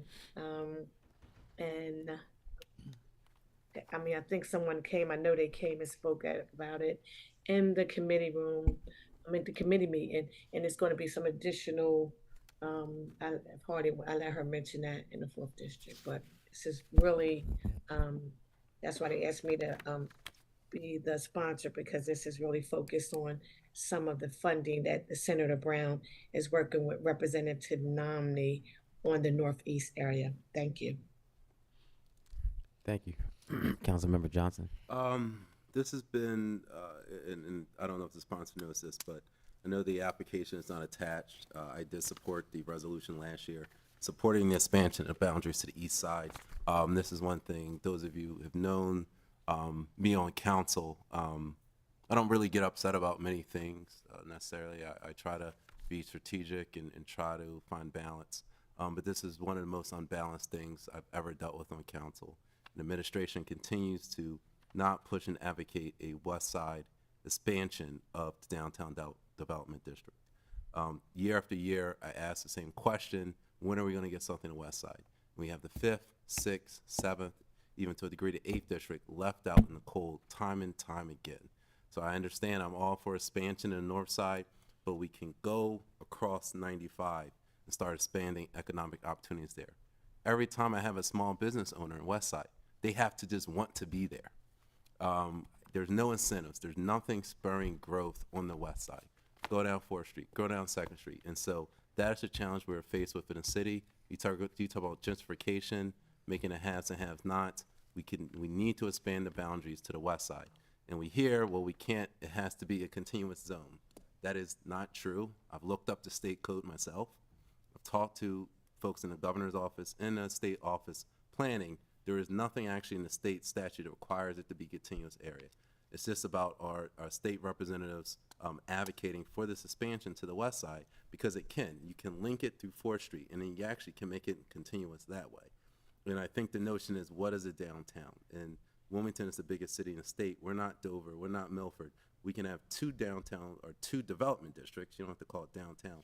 2 development districts in the city. One on the West Side, one on the East Side. That is something I'm going to continue to push. I've been pushing this for a long time. It's something I would like to see. Any at-large individual who has questions about this, please let me know. I have the research on this. I have the state's code.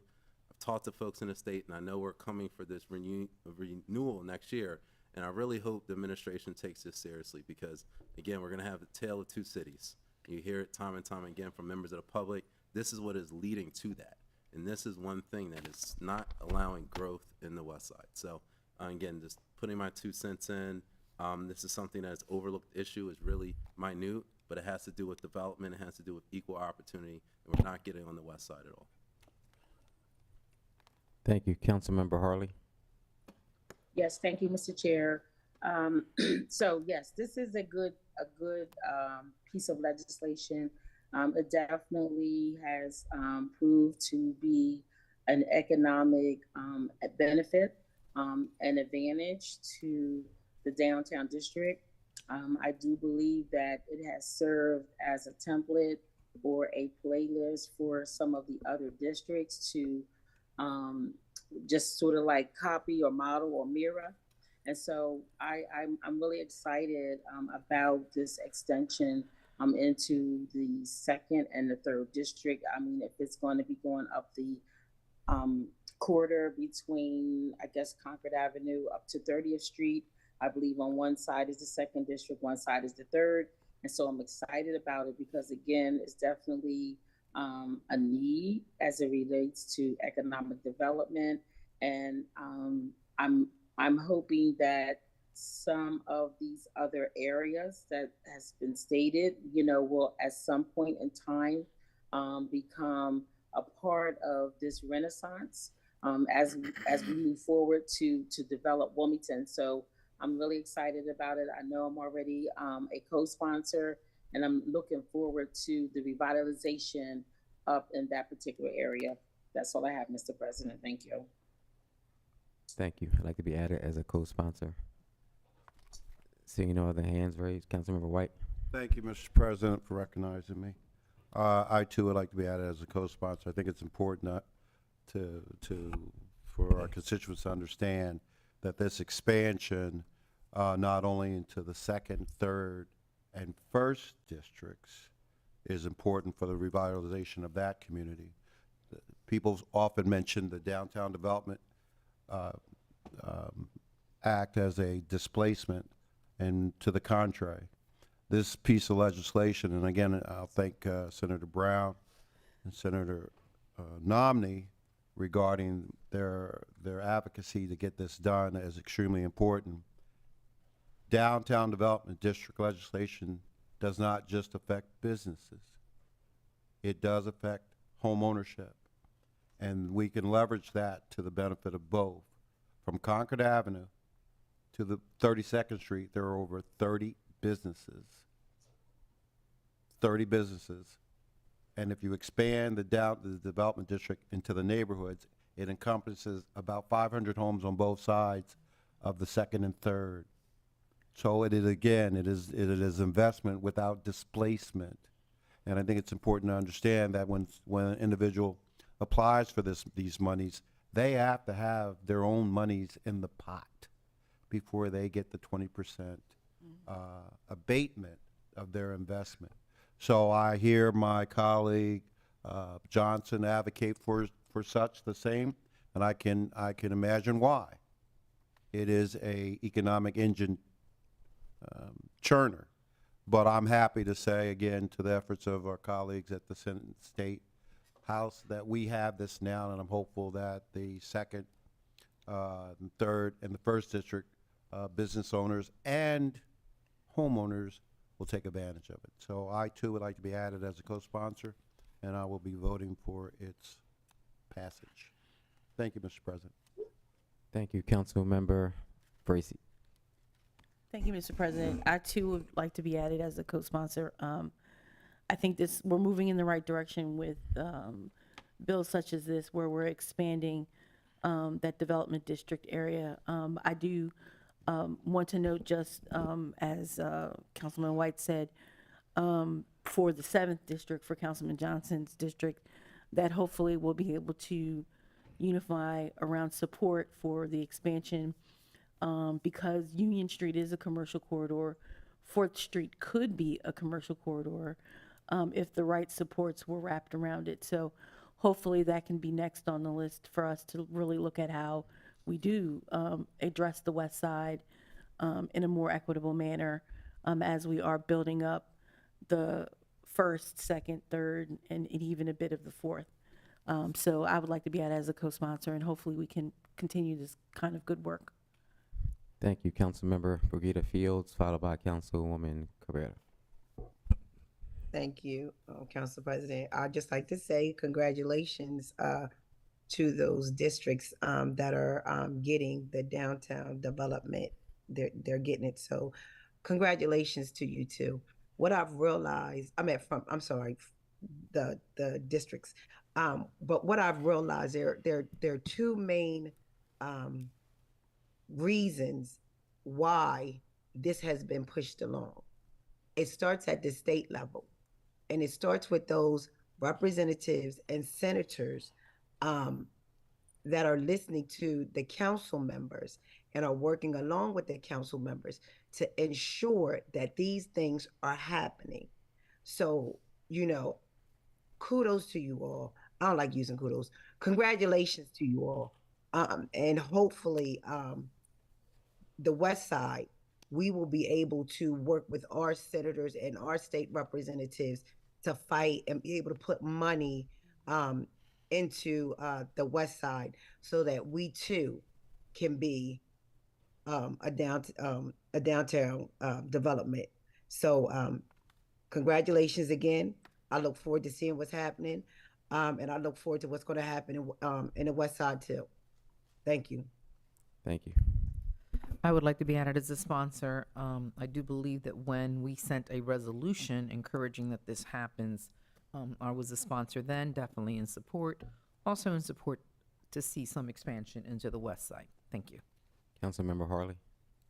Yes, I just want to say, Councilmember Fields, she hit the nail on the head in terms of, how to make that happen. We're one city, and we, should be supporting each other's districts. And so, I mean, she laid it out perfectly. So, the will of our, state legislature, to want to make those improvements, I think that is definitely the right way to go, because I heard, the councilman mention, how he's been trying to work on it. So I hope that it's more targeted as it relates to where it starts, and of course, where the money's going to come from and how all that works. So thank you, Councilmember Fields. You pretty much said what I was going to say.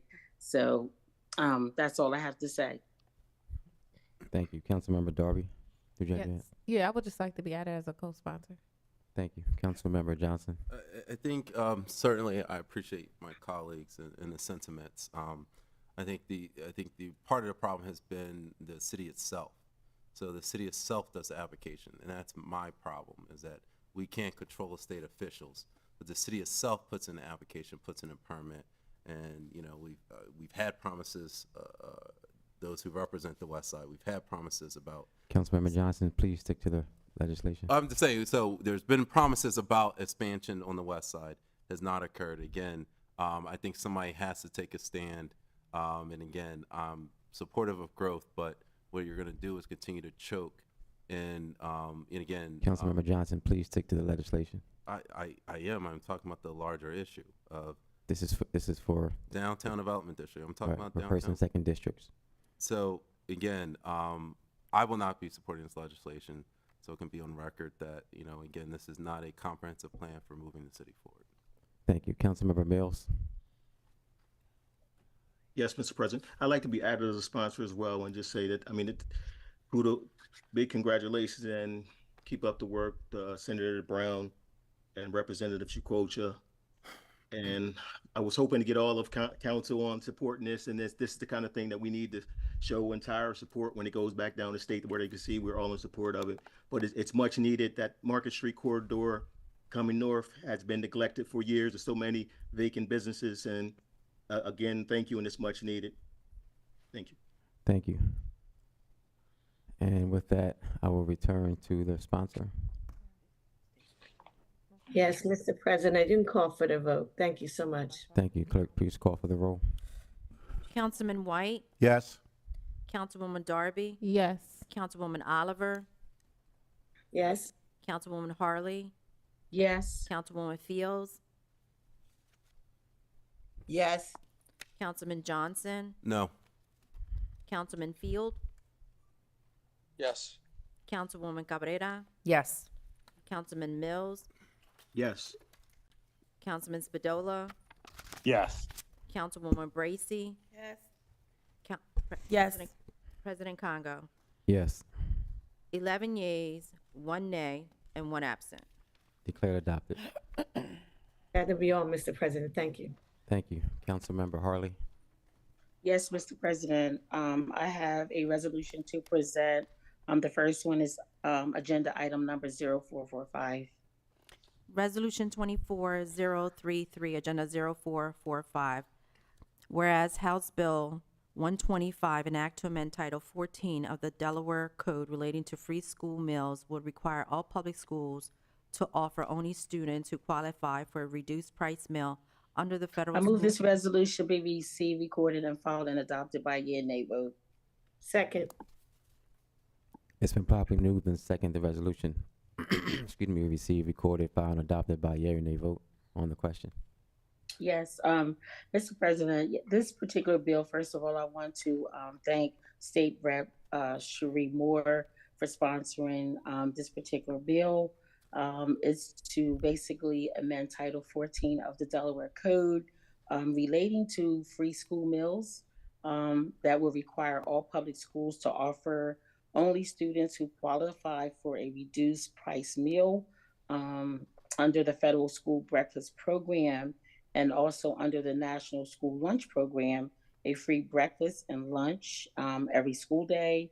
When the USDA School Breakfast Program and Lunch Program were required to return to pre-pandemic policies after waivers for free lunch expired in June of 2022, there was evidence that had emerged that there was an ongoing need for support for student meals. So this bill pretty much is basically going to allow those families, those children and those families to alleviate their financial burden for these particular households that have these school-age children, and to help combat food insecurity by ensuring free and nutritional school meals for public school students in the city of Wilmington and in the state of Delaware.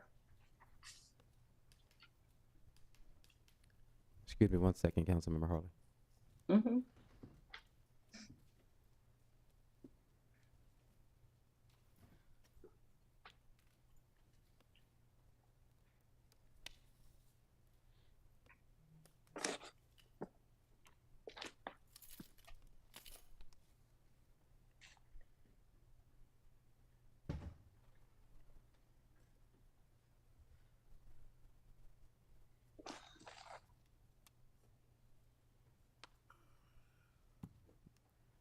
Councilmember Harley, Yes. We are going to come back to this piece of legislation. Our chief of staff is Okay. going to give you a phone call. Okay, Okay. sure. So, Mhm. so we're going to move to Councilmember Fields, and we'll come back to you. Okay. I have another piece of legislation, or do you want me to wait? Yes, please, because our chief of staff just needs to speak with you. Oh, sure. Okay. Thank you.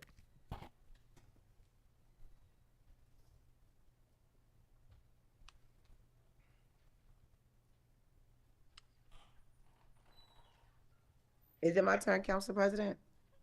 One moment, please. Oh, okay.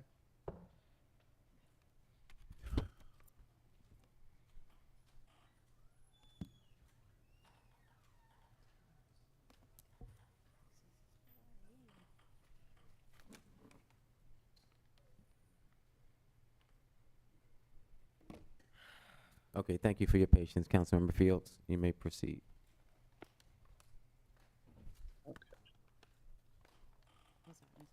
Councilmember Fields. Okay, hold on for 1 minute, please.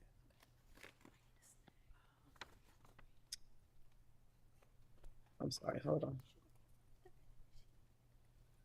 Okay, wait a minute. One second. That's nothing. I'm trying to find it. Hold on for 1 minute. Sorry. Mr. President, I have a resolution to present. Just 1 second. Okay.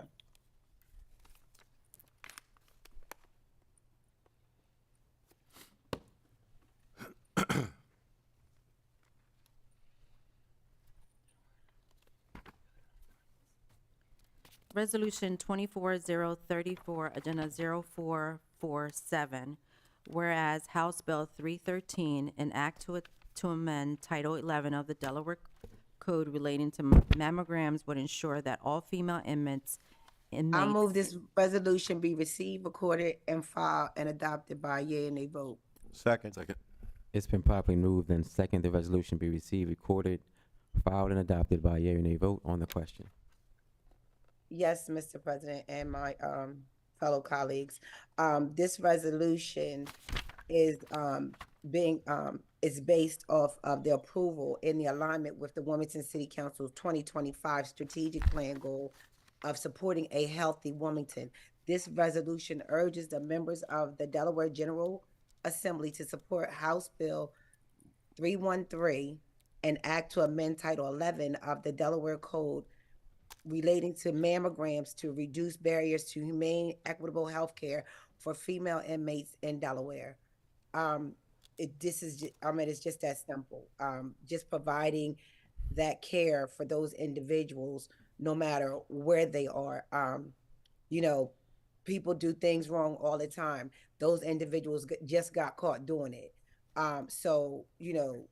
All for nothing, they still should be able to get great health care wherever they're at. All right, thank you. Councilmember Darby. Yes, I would like to be added as a co-sponsor, and it warmed my heart to see this on the agenda. As a lot of people know, I do a lot of stuff around maternal health care. So this is one of the pieces of legislations that my group and I work closely on with Deshauna Neal, with State Rep Deshauna Neal, in regards to reproductive justice and rights for women who are incarcerated. We were able to get doulas and midwives in the prison system. Now we're happy to be able to have women who are in prison get mammograms, and we're also looking for them to get birthing plans. It's like so many things, great things happening. It's happy to see one of the legislations that I have worked on, see some of my colleagues in support of it here outside of my city council work. Thank you. Thank you, Councilmember Cabrera, followed by Councilmember Oliver. I too would like to be added as a sponsor. I know that I'm a co-sponsor with the other pieces coming to this with cancer as well, but this is definitely very important. Sadly enough, Hispanic women have a lower incidence of breast cancer, but have a higher mortality rate because they're not getting the mammograms. They're not doing the prevention that is necessary, and more education, getting this out into the community is important, and of course doing that in a bilingual fashion that all communities can have access to this. So I'm definitely in support of this. Thank you. Thank you. I'd like to be added as a co-sponsor. Councilmember Oliver, followed by Councilmember Johnson. Yes, yes, Mr. President. I'm not going to reiterate what everyone said. Just add me as a co-sponsor, please. Thank you. Thank you, Councilmember Johnson. I would like to be added as a co-sponsor as well, and then taking to another level. I know Councilmember Darby, I'm sure, works on this issue, but making sure that the provider in the prisons is giving adequate health care. That's an ongoing problem in Delaware's criminal justice system. So hopefully we can continue to advocate for improvement in the actual health care they receive. Thank you, Councilmember Harley. Yes, I would just like to be added as a co-sponsor. Thank you. Thank you. And seeing no more hands raised, Councilmember Bracy. You can add me as well as a co-sponsor. All right, thank you. One moment, please, Councilmember Fields.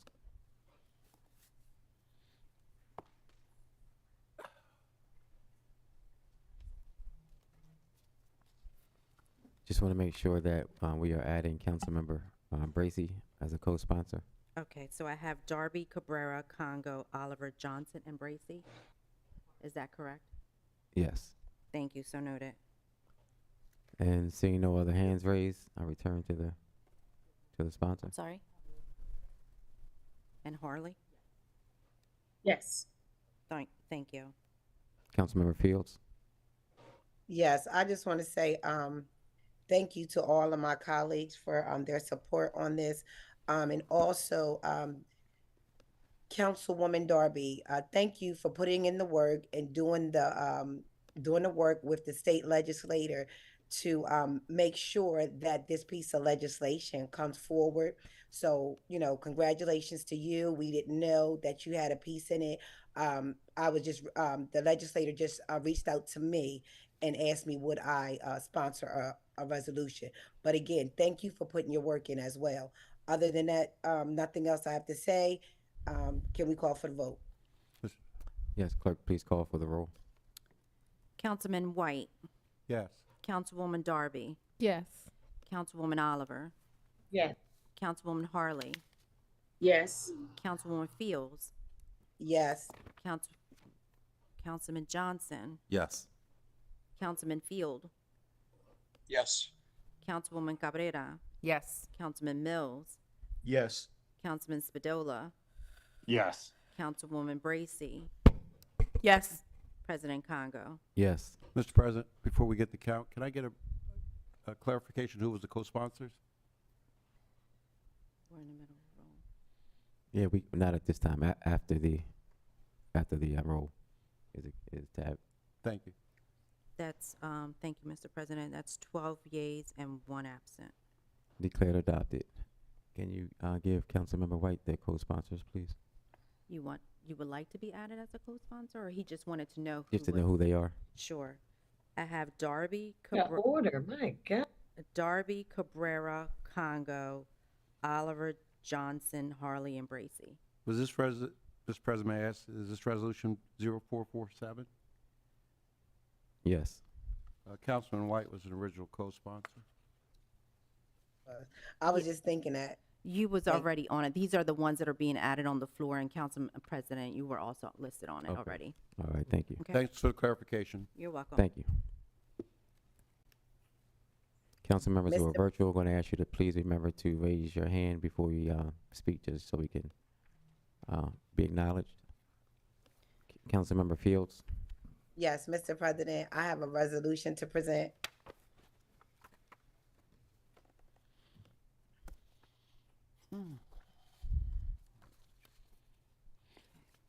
Resolution 24035, Agenda 0448.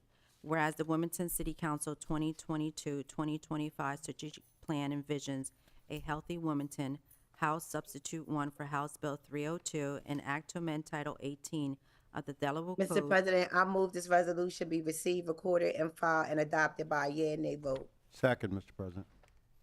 It's been properly moved and second that the resolution be received, recorded, filed, and adopted by a yea and nay vote. On the question. Yes, this is another piece of something going towards healthy Wilmington. We took care of our female, now we're taking care of our males. This resolution is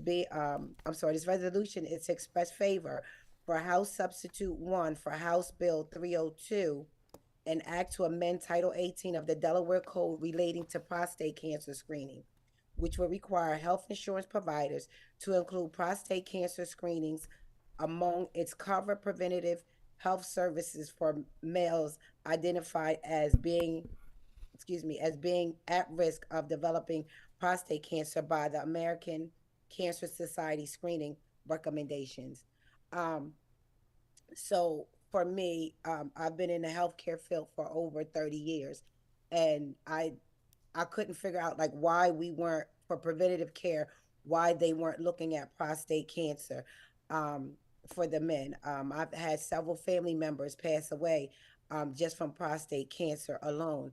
Um, and I just think this is another good piece of legislation that we're getting we're reaching our Black and brown community, and we're saying, hey, you got to get checked. So now it's not a cost to them. This is all included.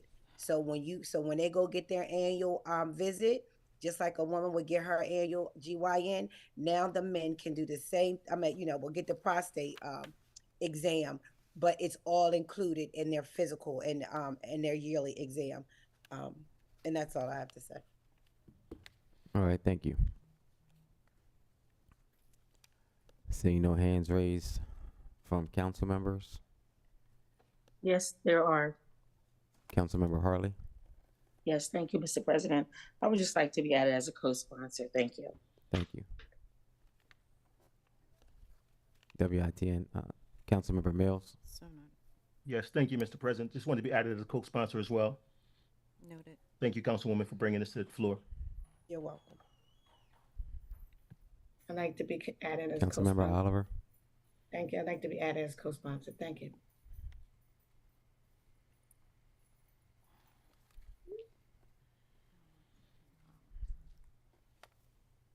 And Councilmember Fields. Any closing comments, or can we call for the roll?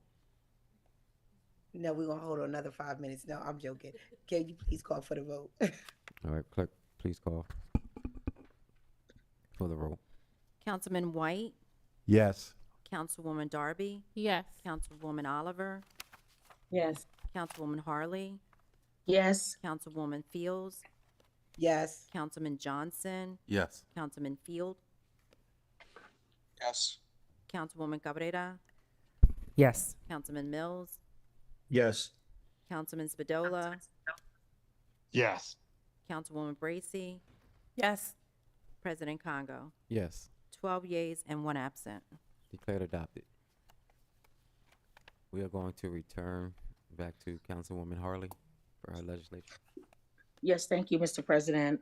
Yes, I was informed that the correct title of agenda item 0445 should have I'm sorry, been. Councilmember Harley. Excuse me. Can you hear me? Yes, hold on 1 second for me, please. We just want to note for the record what piece of legislation we're currently on. For the Okay.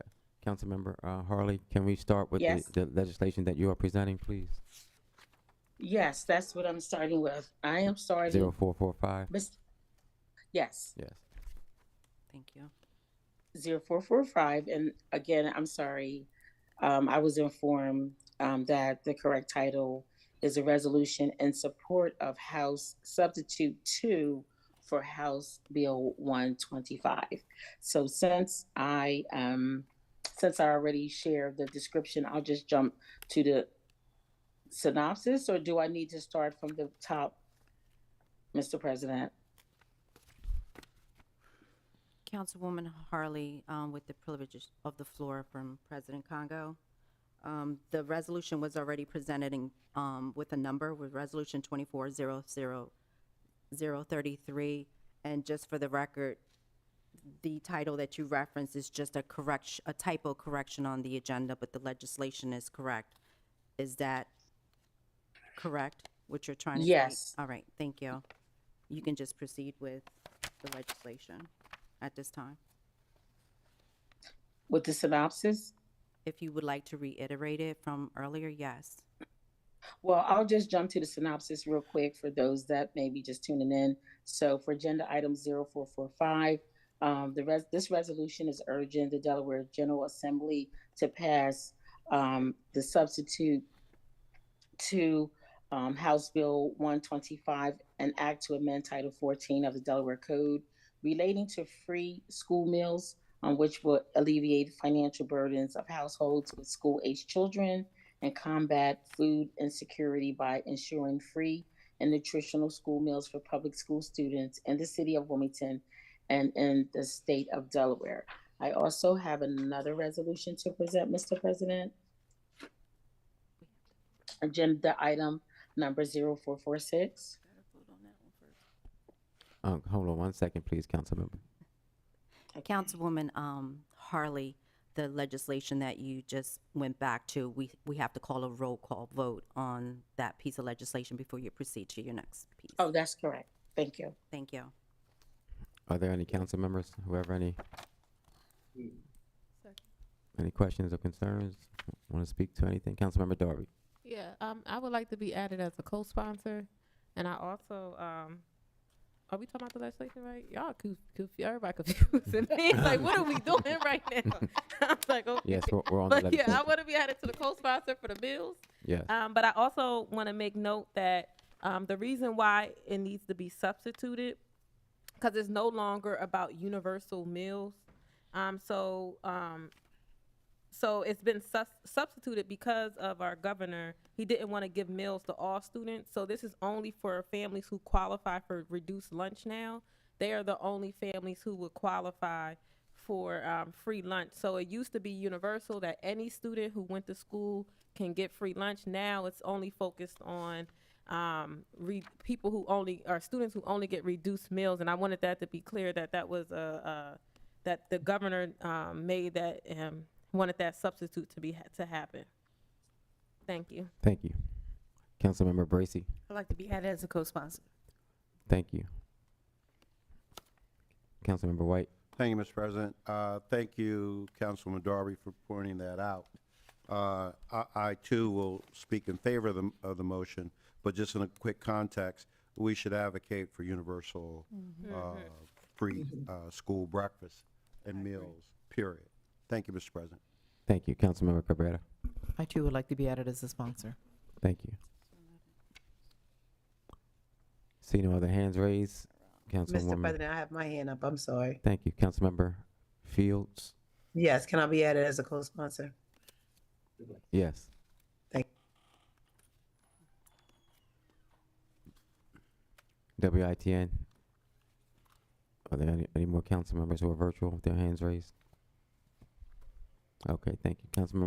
Councilmember Harley, any final words? So I want to thank Councilmember Darby for just sharing that bit of information. There was a lot of discussion going back and forth.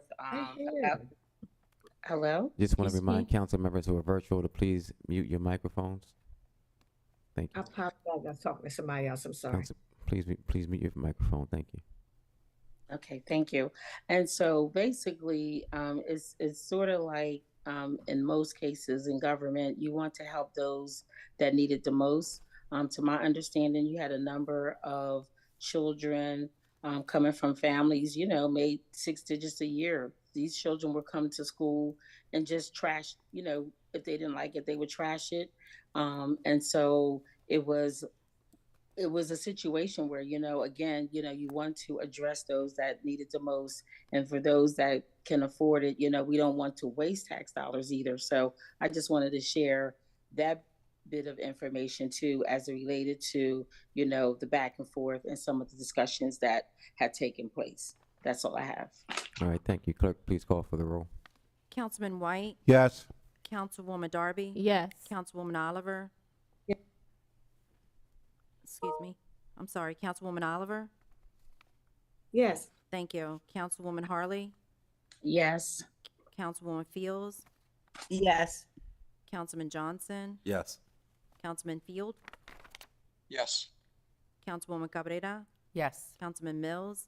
Yes. Councilman Spadola? Yes. Councilwoman Bracy? Yes. President Congo? Yes. 12 yeas and 1 absent. Declared adopted. Mr. President, I have another resolution to present at this time. Agenda item number 0446. Just 1 second.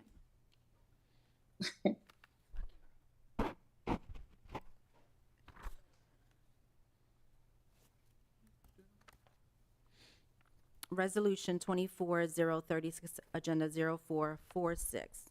Whereas Senate Substitute 2 for Senate Bill 4, an act to amend Title 11, Title 13, and Title 29 of the Delaware Code relating to the criminal justice system, including probation, codifies best practices that have been evidenced to reduce recidivism in the state of Delaware. The Mr. proposed President, bill. I would like to move this resolution to be received, recorded, and filed and adopted by a yea and nay vote. Second. It's been properly moved in second. The resolution be received, recorded, filed, and adopted by yea or nay vote. On the question. Yes, Mr. President, I want to thank our State Senator Pinckney for presenting this bill, Senate Substitute 2 for Senate Bill 4, as it relates to wanting to, move the needle as it relates to criminal justice system, including probation, codifying best practices that have been evidenced to reduce recidivism in the state of Delaware. This bill is going to mandate that the least restrictive conditions possible be employed in the supervision and the reintegration of criminal justice involved individuals in our society. And I just want to say a little bit about how in the 4321 of the Constitution of the state, it stipulates that the Department of Corrections and its probation and parole officers should use all suitable methods to aid and encourage persons in their charge to improve their conduct and successfully meet the conditions and obligations of their probation or parole. So this legislation, or bill rather, is really moving the needle around the criminal reform bill and package that the General Assembly had been working on. And so this is definitely going to give individuals that are in prison when they come out, it's definitely going to give them more support. So it's going to reinforce the DOC's corrections process and reducing recidivism by incorporating, again, probation and parole strategies that has demonstrated to be successful in the Delaware State Code. That's all I have. Thank you, Councilmember Oliver. Yes, I just wanted to ask to be a co-sponsor, and I think this, working with the reentry program for years, I think this is an excellent piece that is overdue. I just want to be counted as included as a co-sponsor. Thank you. Councilmember Johnson. I would like to be added as a co-sponsor as well.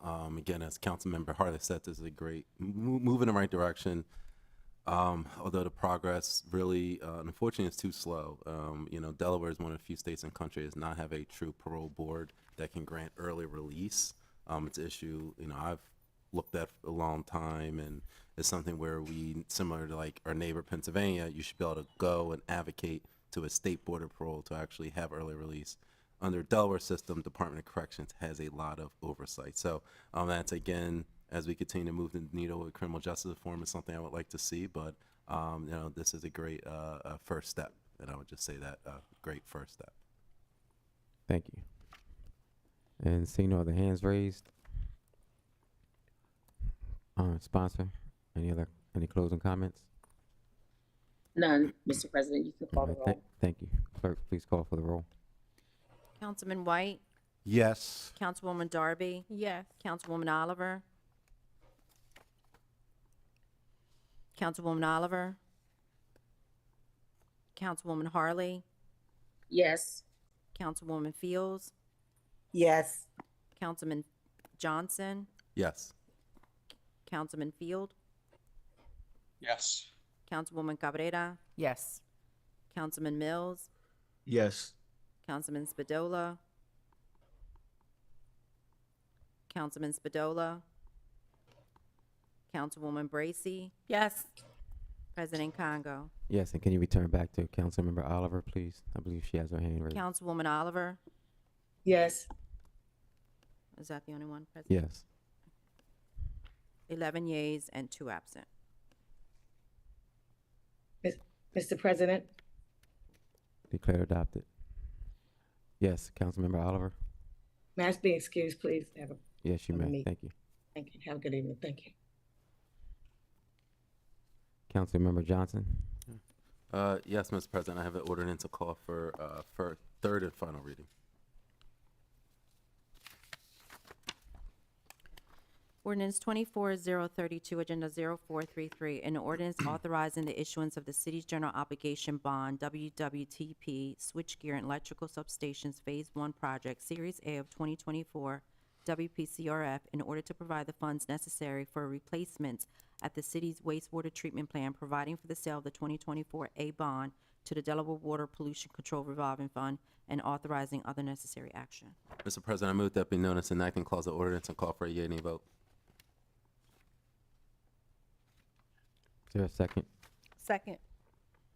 It's been properly moved and second that be known as the enacting clause of the ordinance and called for a yea or nay vote on the question. This is really, again, this is continues the 108 working with administration for investments in our wastewater treatment plant program. This is specifically for switchgear at the treatment plant. So it's a further investment into the infrastructure of our city to ensure that we have clean water. There is this is a general obligation bond, so the fiscal impact of the city is, of course, the additional debt service, but no, direct operational, I guess, general funds being used. And seeing no other hands raised, clerk, please call for the roll. Councilman White. Oh, he's off the floor, sorry. Councilwoman Darby. Yes. Councilwoman Harley. Yes. Councilwoman Fields. Yes. Councilman Johnson. Yes. Councilman Field. Yes. Councilwoman Cabrera. Yes. Councilman Mills. Yes. Councilman Spadola. Councilman Spadola. Councilwoman Bracy. Yes. President Congo. Yes. 9 yeas and 4 absent. Declared adopted. And Mr. President, I have an ordinance to present and call for third and final reading. Ordinance 24-035, Agenda 0437, an ordinance to authorize and approve the contract between the City of Wilmington and Passport Labs, Inc. for parking citation and permit management. Mr. President, I move that be known as enacting clause of ordinance and call for a yea nay vote. Is there a second? Second. Second. It's been properly moved and second that be known as the enacting clause of the ordinance and called for a yea or nay vote on the question. This is a software, again, contract. It's actually for 3 years, which results in some savings to the cities for a total 3-year contract value, approximately $350,000. This is the new permit management program that the city implemented, I believe, last fiscal year, where it was the program which allows residents to more easily renew their permits, to do it online. Because it used to be the old school way. You had to go to the building and get it, and you had to go to the window. This allows the electronic permitting. So there's been a lot of positive feedback about this program. So I believe this is administration is looking forward to keeping this software for the next few fiscal years. All right, thank you. Seeing no hands raised. Councilmember WITN, is someone? Councilmember Harley? Yes, thank you, Mr. President. I just want to say that it's definitely a major upgrade to do this. As a matter of fact, there was a communication that came out, I want to say earlier this week, regarding residents on the east side of 95 not having to do anything to update their registration on their car, to get their tag residential tag. So it's definitely an upgrade, and I think it's definitely a big win for our residents. So I just wanted to say that, and so I'm sure there's not going to be any issues with this because it's definitely a win for our residents. Thank you. Thank you. See no other hands raised from council. Clerk, please call for the roll. Councilman White, Yes. Councilwoman Darby, Yes. Councilwoman Harley, Yes. Councilwoman Fields. Yes. Thank you. Councilman Johnson, Yes. Councilman Field, Yes. Councilwoman Cabrera, Yes. Councilman Mills, Yes. Councilman Spadola, Yes. Councilwoman Bracy, Yes.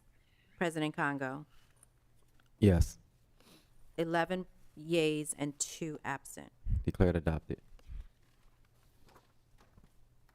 And as was previously mentioned, Councilmember Field held his legislation for this evening, ordinance 24-036. Councilmember Cabrera. Yes, Mr. President, I have a resolution to present. Resolution 24037, Agenda 0449, whereas House Bill 400 and Act to amend Title 15 of the Delaware Code relating to primary elections modifies the date of primary elections for statewide, county, and municipal office to the 4th Tuesday in April, the date of the presidential primary and presidential election years. Mr. President, I move this resolution be received, recorded, and filed, and adopted by a yea and nay vote. Second. It's been properly moved and second, the resolution be received, recorded, filed, and adopted by a yea or nay vote on the question. Yes, Mr. President, this has been something that has been attempted several times with the state legislatures, and they're trying again. It has passed the House, but it's been held up with the Senate. So there's been some conversations with the senators. I guess the main concern is that if the primary is held in April, that normally they're in session, and it doesn't give them time to really communicate with the constituents. But in conversation with some of them, they said that that's something that they did have the power to maybe change when they are in session or not.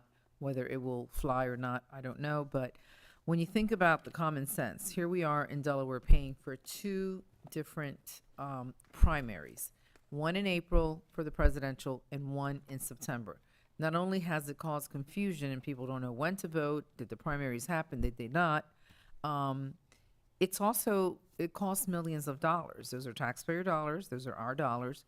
And yet here in Wilmington, one, if not the only place where we haven't had a special election when we've lost a representative like they've done in other areas in the state, we're told that no, it's too expensive, that they're not going to do a special election if there is a vacancy on this council.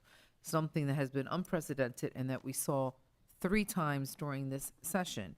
And 3 times this council was put under the pressure of having to choose among friends, family, people that we're all connected with to sit in this chamber, when that choice clearly should have been given to the residents in the city. So if they're saving millions of dollars by having only one primary, I would definitely then push to make sure that any time that there is a vacancy, that we here in Wilmington also get treated the same, and that we have a special election with those monies, and we're not told they don't have the money. So that's one of the reasons I'm strongly supporting this. Ask that our council members support the resolution. Of course, the final say is going to be in the Senate in Delaware. So picking up the phone and also calling your senators is well advised. That is it, Mr. President. I'll take any questions. Thank you. Councilmember Johnson. I'm somewhat aware of this effort. Again, I don't. I'll be frank. I don't know the empirical data whether voter turnout is increased in the spring versus in the fall. Are people going to be able to really do get out the vote efforts when it's cold? February, March. Those things I think we have to look at other jurisdictions that do it. So I don't know. I mean, I'll support this effort, but it's more those practical things about the data we have to look at and really, does it increase voter turnout? I think any change to voting rights, early voting, everything has to be, does it increase voter turnout? So I'm not sure if this does exactly that, and definitely for the other issues, special election, we should be doing the city as well. I know we have passed resolutions in the past those have not gotten traction in Dover. So again, I think we can continue to improve voting rights protections in the state. Thank you. And seeing no other hands raised, Councilmember Cabrera.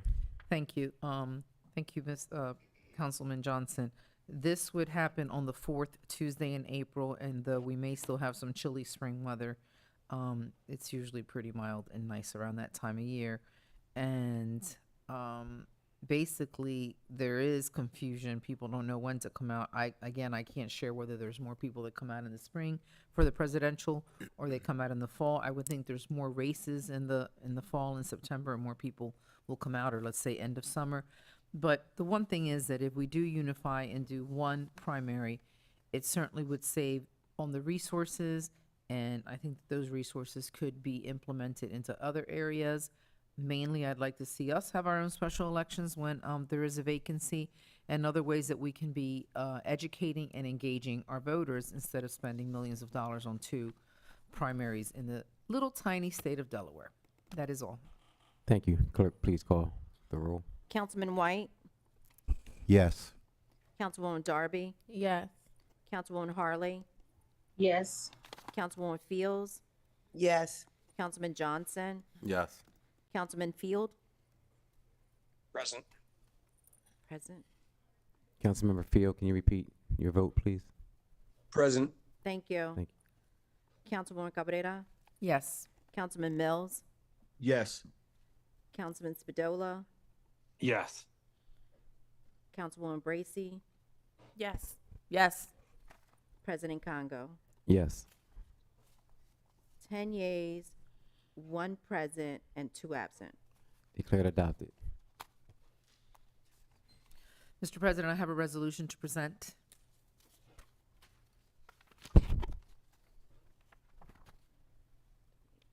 Resolution 24-038, Agenda 0450. Whereas House Concurrent Resolution 146, supporting the recommendation of the Reddit Consortium of Educational Equity to provide immediate support to Wilmington Public School students and planning for the withdrawal of the Christina School District from the city. Mr. President, I move this resolution be received, recorded, and filed, and adopted by a yea and nay vote. Second.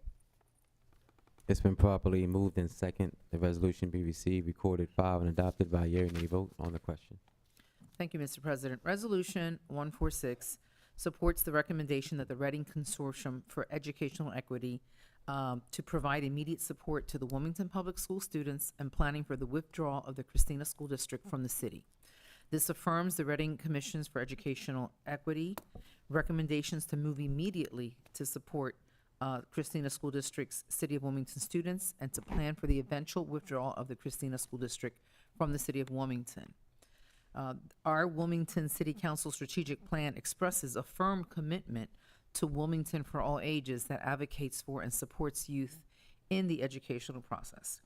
Historical educational policies such as the Neighborhood Schools Act of 2000 and the Forest School District model, as well as major disruptions to the learning environment such as COVID-19 pandemic, have further widened the achievement gap between the students who reside in the City of Wilmington and their counterparts throughout the state and the nation.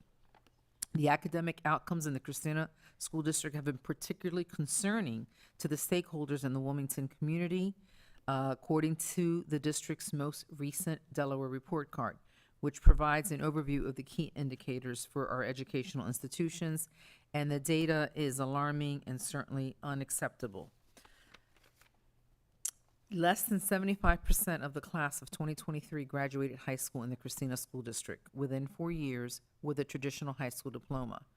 2022 to 2023 school year attendance was at 80.63%, and only 70.83% of graduating seniors were classified as college or career ready. The Reading Consortium attributes these outcomes to ongoing systemic issues. Despite the efforts of educators, school staff, and other district stakeholders, the consortium has determined that the current configuration of the school districts that serve Wilmington students is not conducive to eliminating educational inequities. The consortium has developed a redistricting interim plan that identifies a framework, key concerns, and recommendations to improve the quality of the educational experience for Wilmington school-age children. House Bill 146 encourages the Department of Education to work to provide immediate support to the Christina School District, Wilmington Schools, through the Wilmington Learning Collaborative, the Office of Equity and Innovation, while also initiating purposeful steps to realign the school district model to one that is more befitting to the needs of Wilmington students over the next several years. The Reading Consortium members have voted in agreement to recommend an alternative educational model for the city of Wilmington that is independent of the Christina School District. And that is all. Thank you. Councilmember Johnson. I just again asking questions because I think we have to look at education in Wilmington was being as specific as possible and with intent. And frankly, I don't know too much about this. I know there's other engaged council members who know more about the educational sphere than me. You know, I just have general questions about, okay, we support this, but what is the plan? Is the plans to withdraw Christina, but then what is next, right? Is it a Wilmington School District? Are we getting finally to that model? And that's the answer that needs to be made. And I'm even looking at the report. For me, it doesn't seem clear, and I'm pretty good at reading, you know, so I'm not really sure. And I think the ongoing problem we have in the city. So again, we can support this, but like, what is the plan for a Wilmington district? And then how's the funding going to be fair and, you know, equitable so that the students receive the resources? So that's, again, a question I think we should be asking on council and those who are championing education, and our Education and Youth Committee Chair, Councilman Mills, may know more. But, you know, I'm just looking at what we can do to actually make this happen. Thank you. Councilmember Harley. Oh, yes. Thank you, Mr. Chair. So what I know about this, well, this particular resolution, or yes, it's a resolution, is that this is a recommendation that they are presenting, a recommendation. And I know it's going to be a long process because the recommendation has to be voted on. Then once that's voted on, then the next step will take place. So there was some talk about Red Clay taking over, and then recently it's like, okay, maybe not. Maybe Red Clay won't be taking over Christina School District. Maybe a charter school could come and take over Christina School District. So the conversation, you know, the buzz going around at one point in time was that they were pretty much going back to where they started with WEAC, the Wilmington Education, I can never remember, Improvement Commission, I think it was, back, you know, in 2010, I believe it was. They started this whole process. They met and talked about it.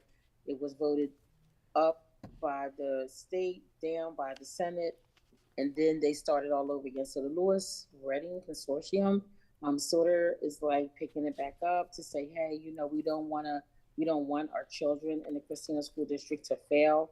Let's, you know, work at this again. Let's talk about this again, and let's look at what we can do. So I just wanted to just weigh in on number one, the legislation is, I believe, is good. And just to be clear, I do believe it's a recommendation at this point. And so there's a lot of information that you can find online, and I can speak to you about it offline. Councilmember Johnson, just some places where you can go where you can just read up on what's happening with that. Thank you. Councilmember Mills. Yes, thank you, Mr. President. Yes, the council members, they did come and present at the Education Committee meeting. Councilman J Street and my brother, State Representative Namdi came in and discussed the plan. Talked about getting rid of the Christina District and Brandywine, assuming some of those clients, some of those students, and also the Red Clay as well is the plan moving forward. So hopefully that can come to fruition. I mean, the issue comes down to the children and the education. Some of the kids in Christina District, as they reported during the committee meeting, are bused their entire lives, 12 years going to schools, low performing schools for 12 years. So that becomes the issue. So many of the seniors are graduating with a proficiency certificate, not a diploma ready, and it was just the issue. And now the biggest issue is it's going to be funding. To have that Wilmington School District back would be perfect, but again, we need funding to have a Wilmington district, and that's where that wage tax could come in, and a slight increase in the wage tax could cover a Wilmington School District, and then we wouldn't have to have these 4 district models, which continually fail our city.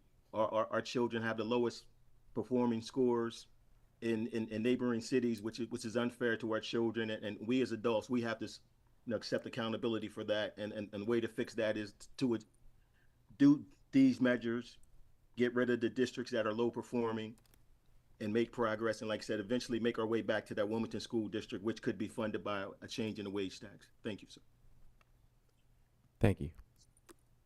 And seeing no more hands raised, I will return to the sponsor. Thank you. Mr. President, we can all agree that there's been many models that have been introduced, and all of them have failed our children. They just haven't worked. And there is hope with the Wilmington Learning Collaborative and what has been put forth, as well as the Office of Equity and Innovation. So to answer Mr. Councilman Johnson's concerns, thank you, Councilman Mills.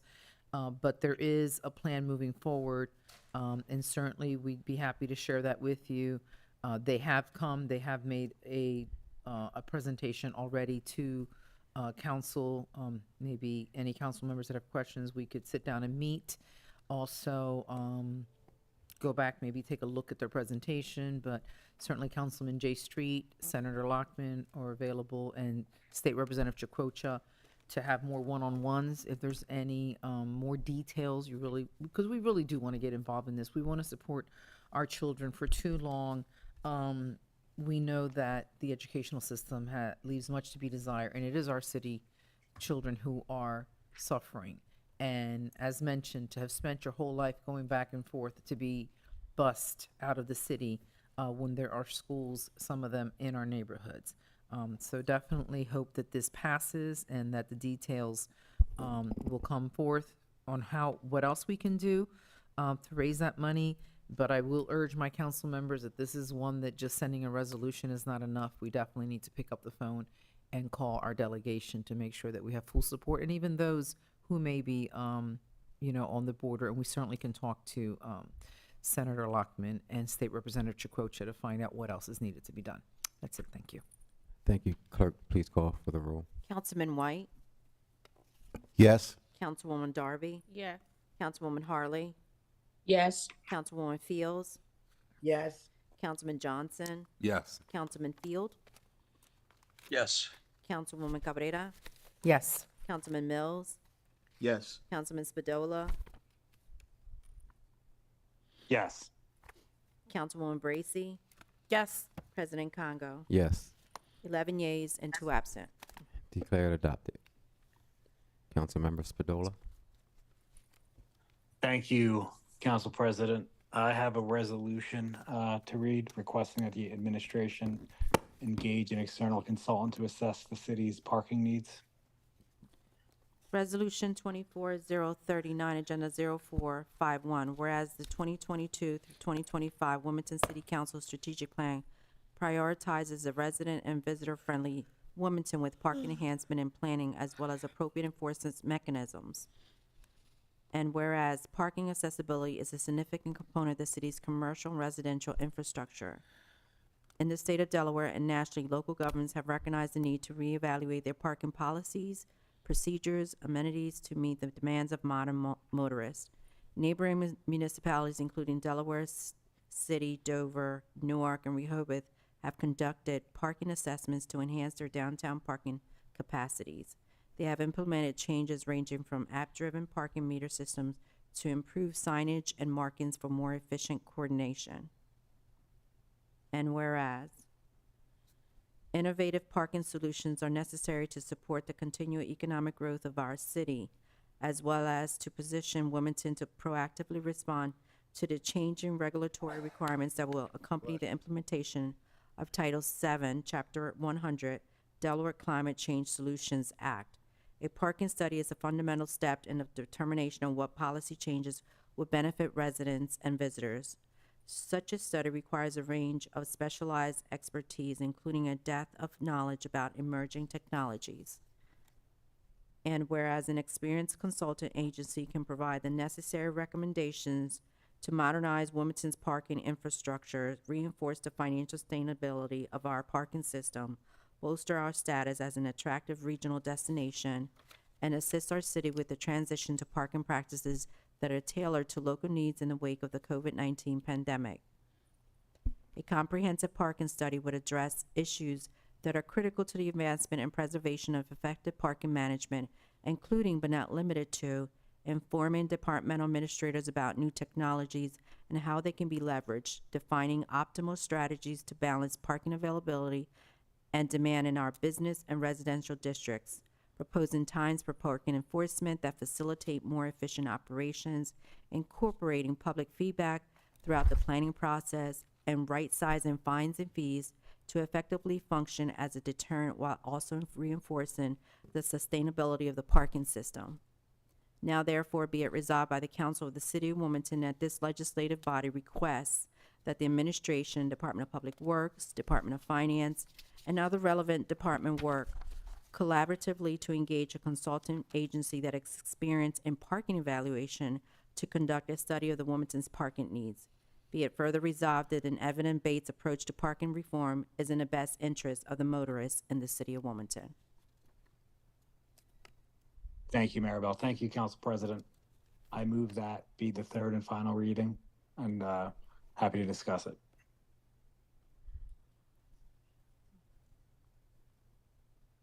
Is there a second? Second. Second. It's been properly moved and second. The resolution be received, recorded, filed, and adopted by yea or nay vote on the question. Seeing no hands raised, Councilmember Johnson. Again, I think we talk about fines and fees a lot. I thought we already passed something similar. I honestly, it's being transparent. Sometimes I forget. It's so many. I thought Councilmember Darby had something similar. I'm not sure, but I certainly support it.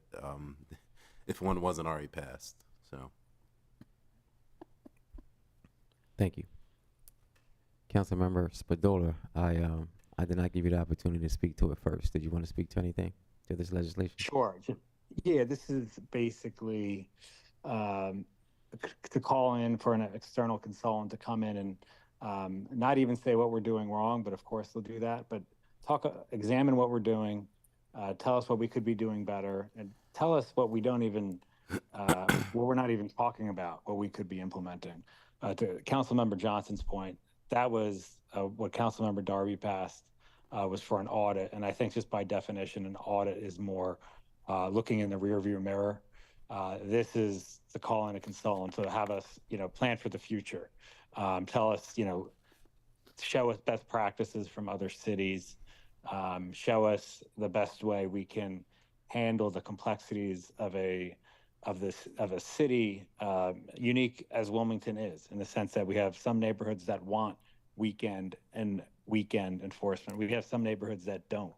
We're still enforcing parking like we're in the 90s, where people come into work and then they leave on the weekends, and there's a big lunch crowd. It's dead on the weekends, and that's totally flipped since the pandemic.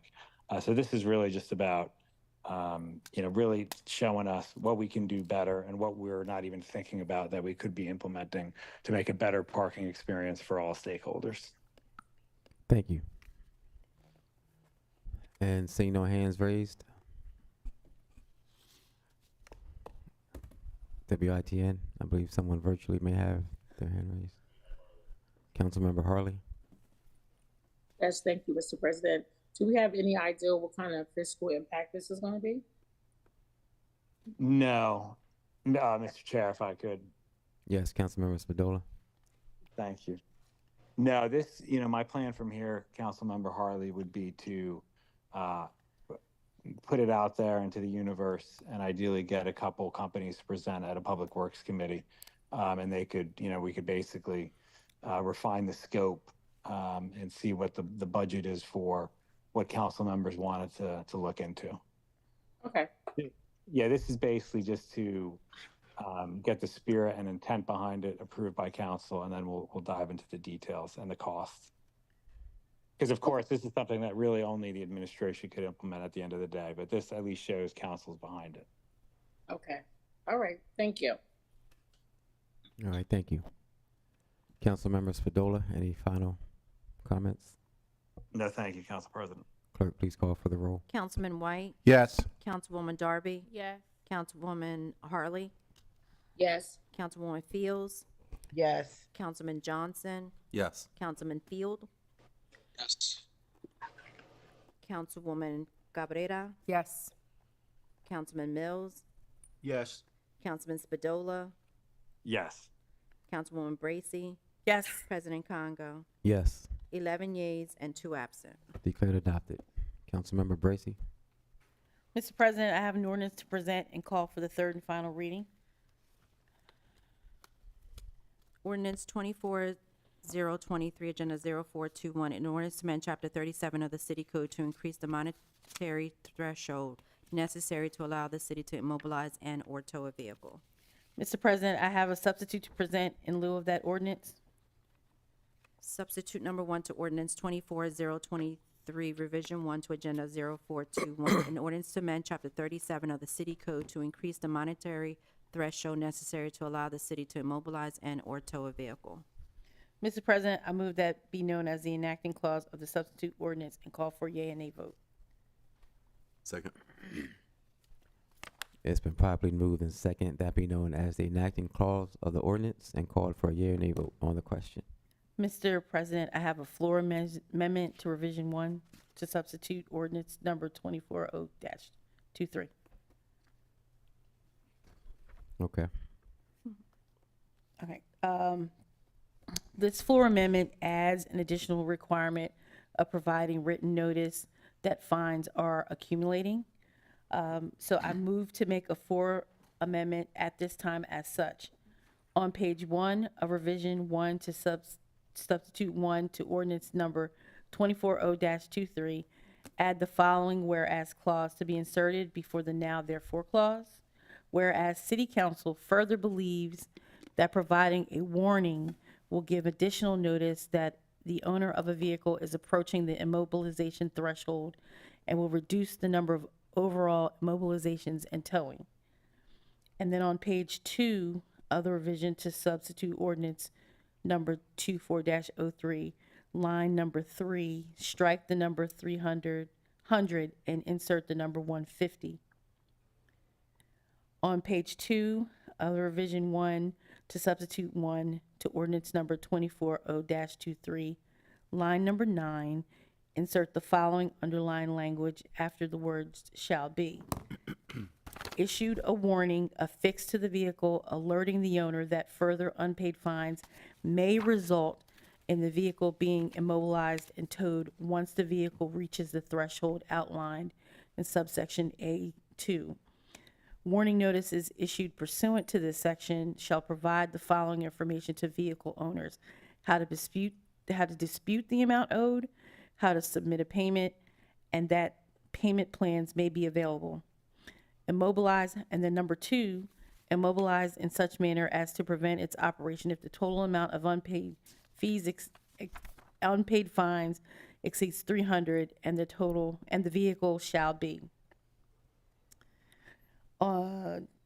Fourth, on page 2 of revision 1 to substitute 1 to ordinance number 24-023, line number 10, strike the following numbers: 37-121A and change to 37-125C.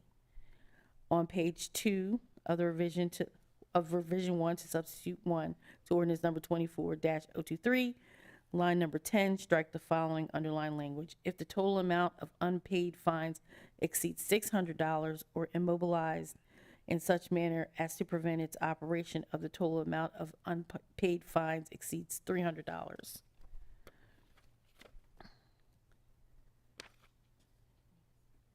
And I think that's all of the changes. Second. It's been, excuse me. On the question? So, do I explain? Yes. Okay, so Mr. President, just to kind of clarify what this is doing is we're adding in a clause that the ordinance that we're presenting tonight is changing the threshold for booting and towing from $200 to $300. However, we're adding in a clause that once a person is at halfway point, they will receive a warning notice that they are in jeopardy of being booted and towed. So this is to further give people opportunity to call in, get on a payment plan, to make a payment, figure out a way to take care of their fees and fines before their car gets towed. So that's what this amendment is. It's just it's adding in the warning clause, so people will get a warning first.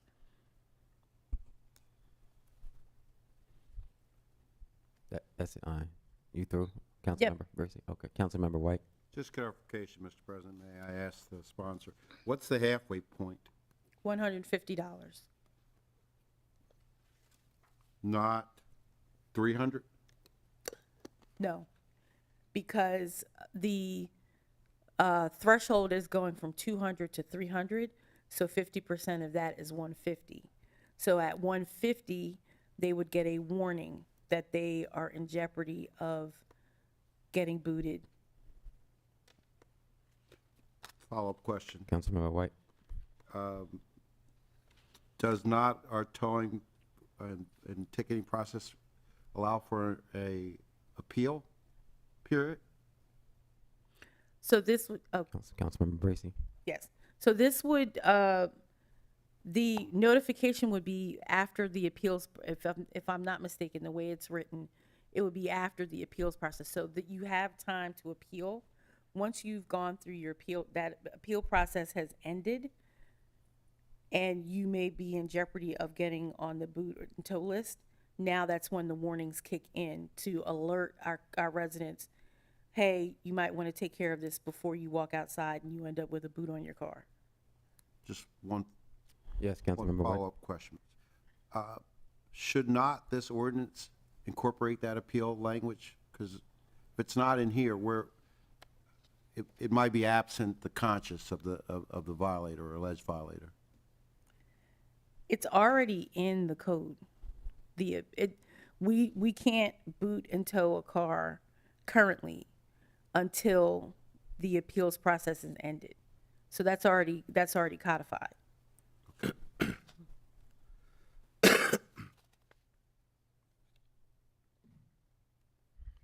Any more follow-up, Councilmember White? No, Mr. President, thanks. All right, thank you. Councilmember Johnson? No. I have no question on this, only in the main piece, once if this passes, this amendment. All right, thank you. Councilmember Harley? Yes, thank you, Mr. President. I think the warning is a great upgrade, especially since we are increasing the amount now. So I really think that's a great upgrade. And I also recall during the committee meeting, did we say something about like sunset or something referring to looking at it in 6 months to see, how this process is working for our residents? Councilmember Bracy. We didn't add anything into this bill for that for sunsetting. However, I did have several conversations even today with the law department to make sure that we were talking through any unintended consequences of raising the threshold too high, because what we don't want is for our residents to end up incurring larger bills because they're waiting to pay. So we did kind of talk through all of those issues. So I happy for us to set a timer and revisit and have the Department of Finance come to a finance meeting and let us know how it's working. I think that's a great idea, and thanks for even having that conversation. It being on your radar, still being on your radar. From the committee meeting. I think that would just be, us doing our due diligence, because it's sort of like, on one hand, for those that really need the time, it's going to be, you know, great. But for those that may or may not pay attention, and it ends up, you know, being like, okay, it's 500 now, and they're not aware for whatever reason, you know, everyone doesn't read their mail, and then it's like, oh, I could barely pay the 200, now it's 500. So, you know, it's that kind of situation where if we are trying to keep an eye on how that's going, I think that would definitely, you know, it would make a difference. So thanks for sharing, and you answered my question. That's all I have, Mr. President. Thank you. Councilmember Bracy, I would like to thank you for allowing me to have the amendment around the warnings. I think that's going to go a long way in getting people to, our constituents, to pay their fines and not be booted and towed, because I think that's the end goal, is for the fines to be paid and not for them to be booted and towed. So again, I want to thank you for allowing me to, for allowing your legislation to be amended with that. Thank you for working on this with me, Mr. President. Thank you. And seeing no other hands raised, we are going to, all in favor of the amendment signify by saying aye. Aye. Aye. Any opposed? Motion carried. Amendment has been adopted.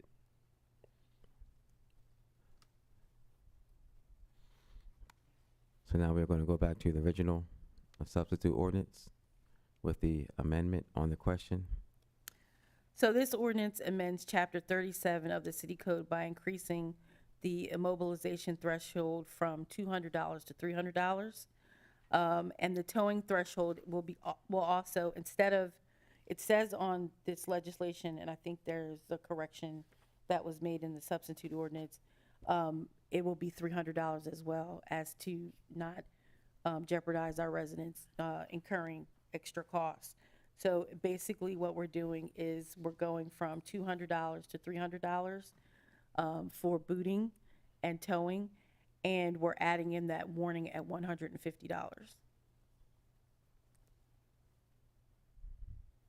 Councilmember Johnson. I would like to say, I guess the easiest thing to say is thank you, Councilmember Bracy. As I think we don't often recognize great work on council. I think it goes overlooked, council members, and what our job is. Our job per the charter is to pass legislation. And so that is our job. That is our number one job, is to find a problem and figure out how to pass legislation to improve people's lives. So Councilmember Bracy, she's been working this a long time. This is a master class in terms of how to proceed with legislation, listen to the community, talk to the administration, get in the lab with law department and make things happen. So I would say, I think this is your first big piece, Councilmember Bracy. So I would like to say, you know, congratulations, number one. And, you know, I hope this serves as a lesson to both the community and also even our colleagues who, you know, don't know how to approach legislation, don't know how to approach it. Ask someone who's done this, because I know she has experience in Capitol Hill, and talk to some, you know, and I know Councilmember Darby has a lot of legislative experience. I do as well. So reach out to us if you have questions about how to pass legislation, because this is exactly how to do it. And I'm really proud to, I believe I'm already a co-sponsor on this, but if I'm not, I would like to be. But again, this is going to go a long way to, again, improving the lives of everyone in our city. Thank you. Thank you. Councilmember Darby. Yes, can you just add me as a co-sponsor, please?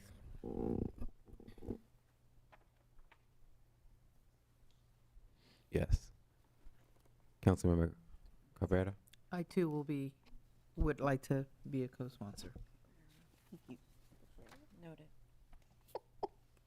Johnson, Darby, and Cabrera. Councilmember Harley. I think I'm already added as a co-sponsor. If I'm not, I would like to be added. Thank you. Noted.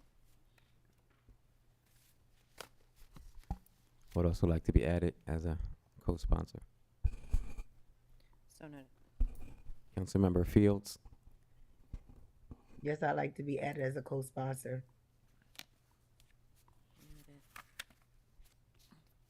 Okay, thank you. Thank you. Councilman White. Seeing no other hands, right? Councilmember White. I too would like to be added as co-sponsor, Mr. President. Thank you. Thank you. And return to the sponsor for final comments. Just want to say thank you to all my council colleagues. We started with this idea at 500, then we went to 600, then we went back to 200, well, 300, and then we went, so it's been a work in progress with getting feedback from many of you. And then with Council President kind of, adding the finishing touches. So thank you all for your support, and hopefully this will be good for our residents. All right, thank you. Clerk, please call for the roll. Councilman White? Yes. Councilwoman Darby? Yes. Councilwoman Harley? Yes. Councilwoman Fields? Yes. Councilman Johnson? Yes. Councilman Field? Yes. Councilwoman Cabrera? Yes. Councilman Mills? Yes. Councilman Spadola? Yes. Councilwoman Bracy? Yes. President Congo? Yes. 11 yeas and 2 absent. Declared adopted. At this time, we will move to petitions and communications. Councilmember White. Thank you, Mr. President. I'd like to take this opportunity to recognize the hard work of the Juneteenth Committee Association. If you were not at the parade, you missed a lot. It was a well-organized event full of fun, education, and community participation. I think it's important to note that our attendance as elected officials is extremely important to the members of the association and also to the members of the community. When we interact with the community on the issues that matter most, we help to lessen that marginalization that they may or may not feel. So again, kudos to the Juneteenth Committee. I'd also like to take a moment to recognize the efforts of IMAC in collaboration with the Juneteenth celebrations that has been going on. The church service that occurred, hosted by Cornerstone Fellowship Baptist Church, organized by Bishop Gibson and other IMAC ministers, Aaron Moore, and et cetera, provided a very inspirational moment to reflect on the values and the importance of Juneteenth. And the speaker, Bishop Matson from Memorial Church in Philadelphia, gave an excellent service. Lastly, I wanted to say congratulations to all the graduating seniors in the 1st District. If you made a decision to pursue a higher education and I can be of some assistance in terms of providing scholarships, please reach out to the City Council office so we can go about the business of helping you fulfill your educational dreams. Mr. President, that concludes my comments. Thank you. Councilmember Darby. Yes. Actually, I have no comments for tonight. I'm good. Thank you. Councilmember Harley.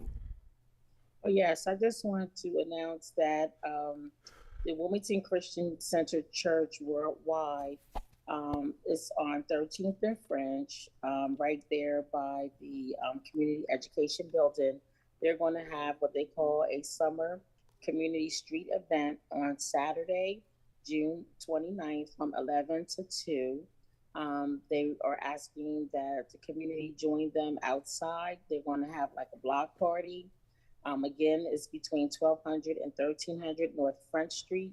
There's going to be free food, music vendors, clothing giveaways, face painting, and of course prayer, because it is a church. So I just wanted to announce that, and that again, that's going to be this Saturday coming up, or next Saturday, next Saturday, June 29th from 11 to 2 on 13th and French. That's all I have, Mr. President. Thank you. Councilmember Fields.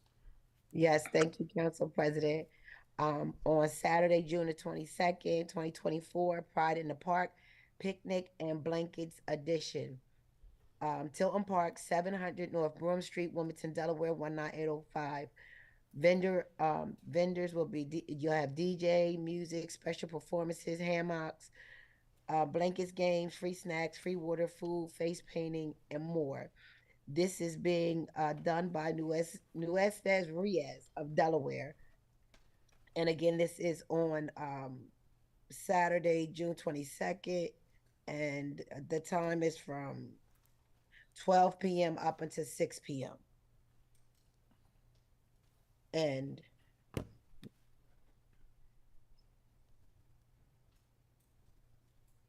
okay, yeah, that's it. Okay, I do have my quotes. This is a long meeting. All right. It's only twice a month. Peace cannot be achieved through violence. It can only be attained through understanding. Dwight D. Eisenhower. There is no greatness where there is not simplicity, goodness, and truth. Author Leo Tosley, War and Peace. And I will also like to say happy birthday to the Honorable Senator Margaret Rose Henry. Thank you. Thank you, Councilmember Johnson. First off, I would like to thank everyone who attended to St. Anthony's, the Italian Festival celebration. Several of my colleagues were there.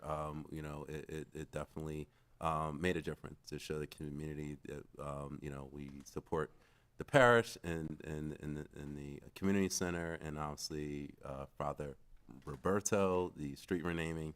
It's just a beautiful celebration. So again, this was a safe, family-oriented event.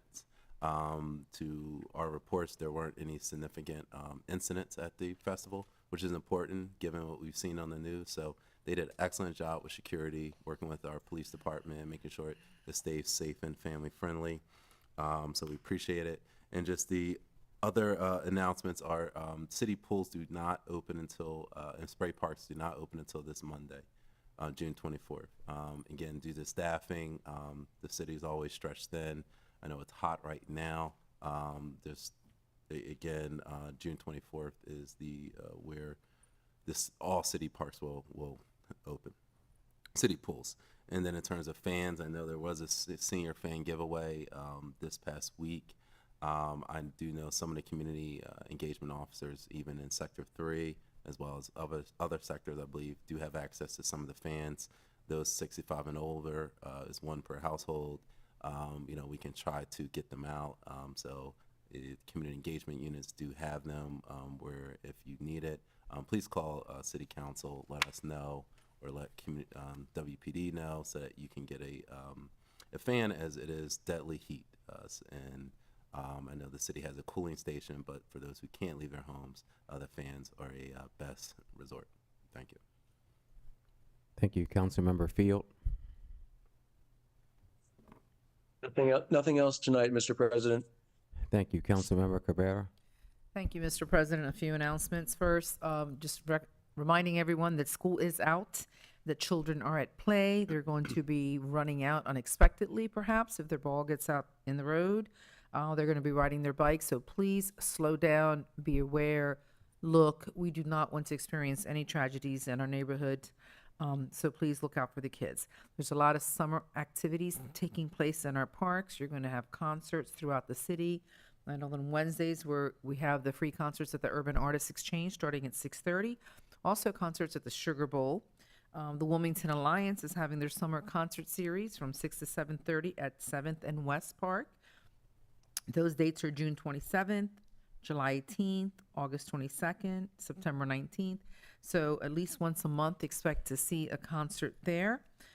So just want to wish everybody a good summer. And of course, the lights over at the wastewater treatment plant, if you look when you're going over the Brandywine Bridge on the east side, right now they're reflecting multiple colors to reflect Pride Month.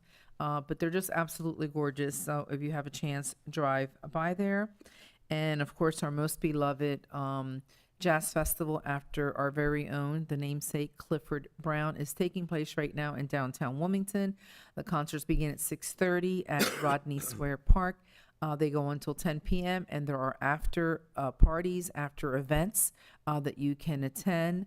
So please come out and support the excellent work that's been done to commemorate and to keep Clifford Brown's name alive and jazz alive here in Wilmington. That's it, Mr. President. Thank you. I'm gonna give Councilmember Brigida Fields another opportunity to speak. Yes, thank you, Council President. I just want to make a correction. I said ham hocks, and I meant to say hammocks for what they're going to have at Pride at the Park. Okay, thank you. Thank you. Councilmember Mills. Yeah, I just wanted to say thank you to the Wilmington Police Department for all their hard work, especially to the Cold Case Division and all the work they're doing helping bring closure to families. Thank you. Thank you. Councilmember Spadola.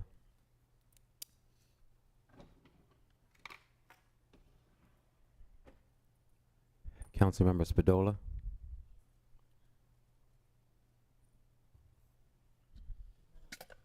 Okay, thank you. Councilmember Bracy. Thank you. As always, I just want to thank everyone who has joined us in council chambers, and also those of you who are with us virtually. Thank you for attending. Thank you for your public comment. If we can help you in any way here at City Council, please call us at 576-2140. We're also going to continue to encourage you to come to our meetings to participate. And unfortunately, there was an attempt. I'm glad it didn't. There was an attempt today to limit public comment. I hope that is not something that we begin to take on as a council and begin to practice regularly. We wanted to limit our public from speaking past a certain time, but we as council spoke for another 2 hours after that. And we complain about long meetings, but that was not due to the public. So I just want us to remember why we're here, who put us here, who pays our salary, and we should not limit our people who take time out of their day from speaking because we don't want to be here long. That is extremely unfair, and I hope that is not something that we start to do as a council. And with that, I will accept a motion to adjourn. So moved. Second. Meeting adjourned. Thank you.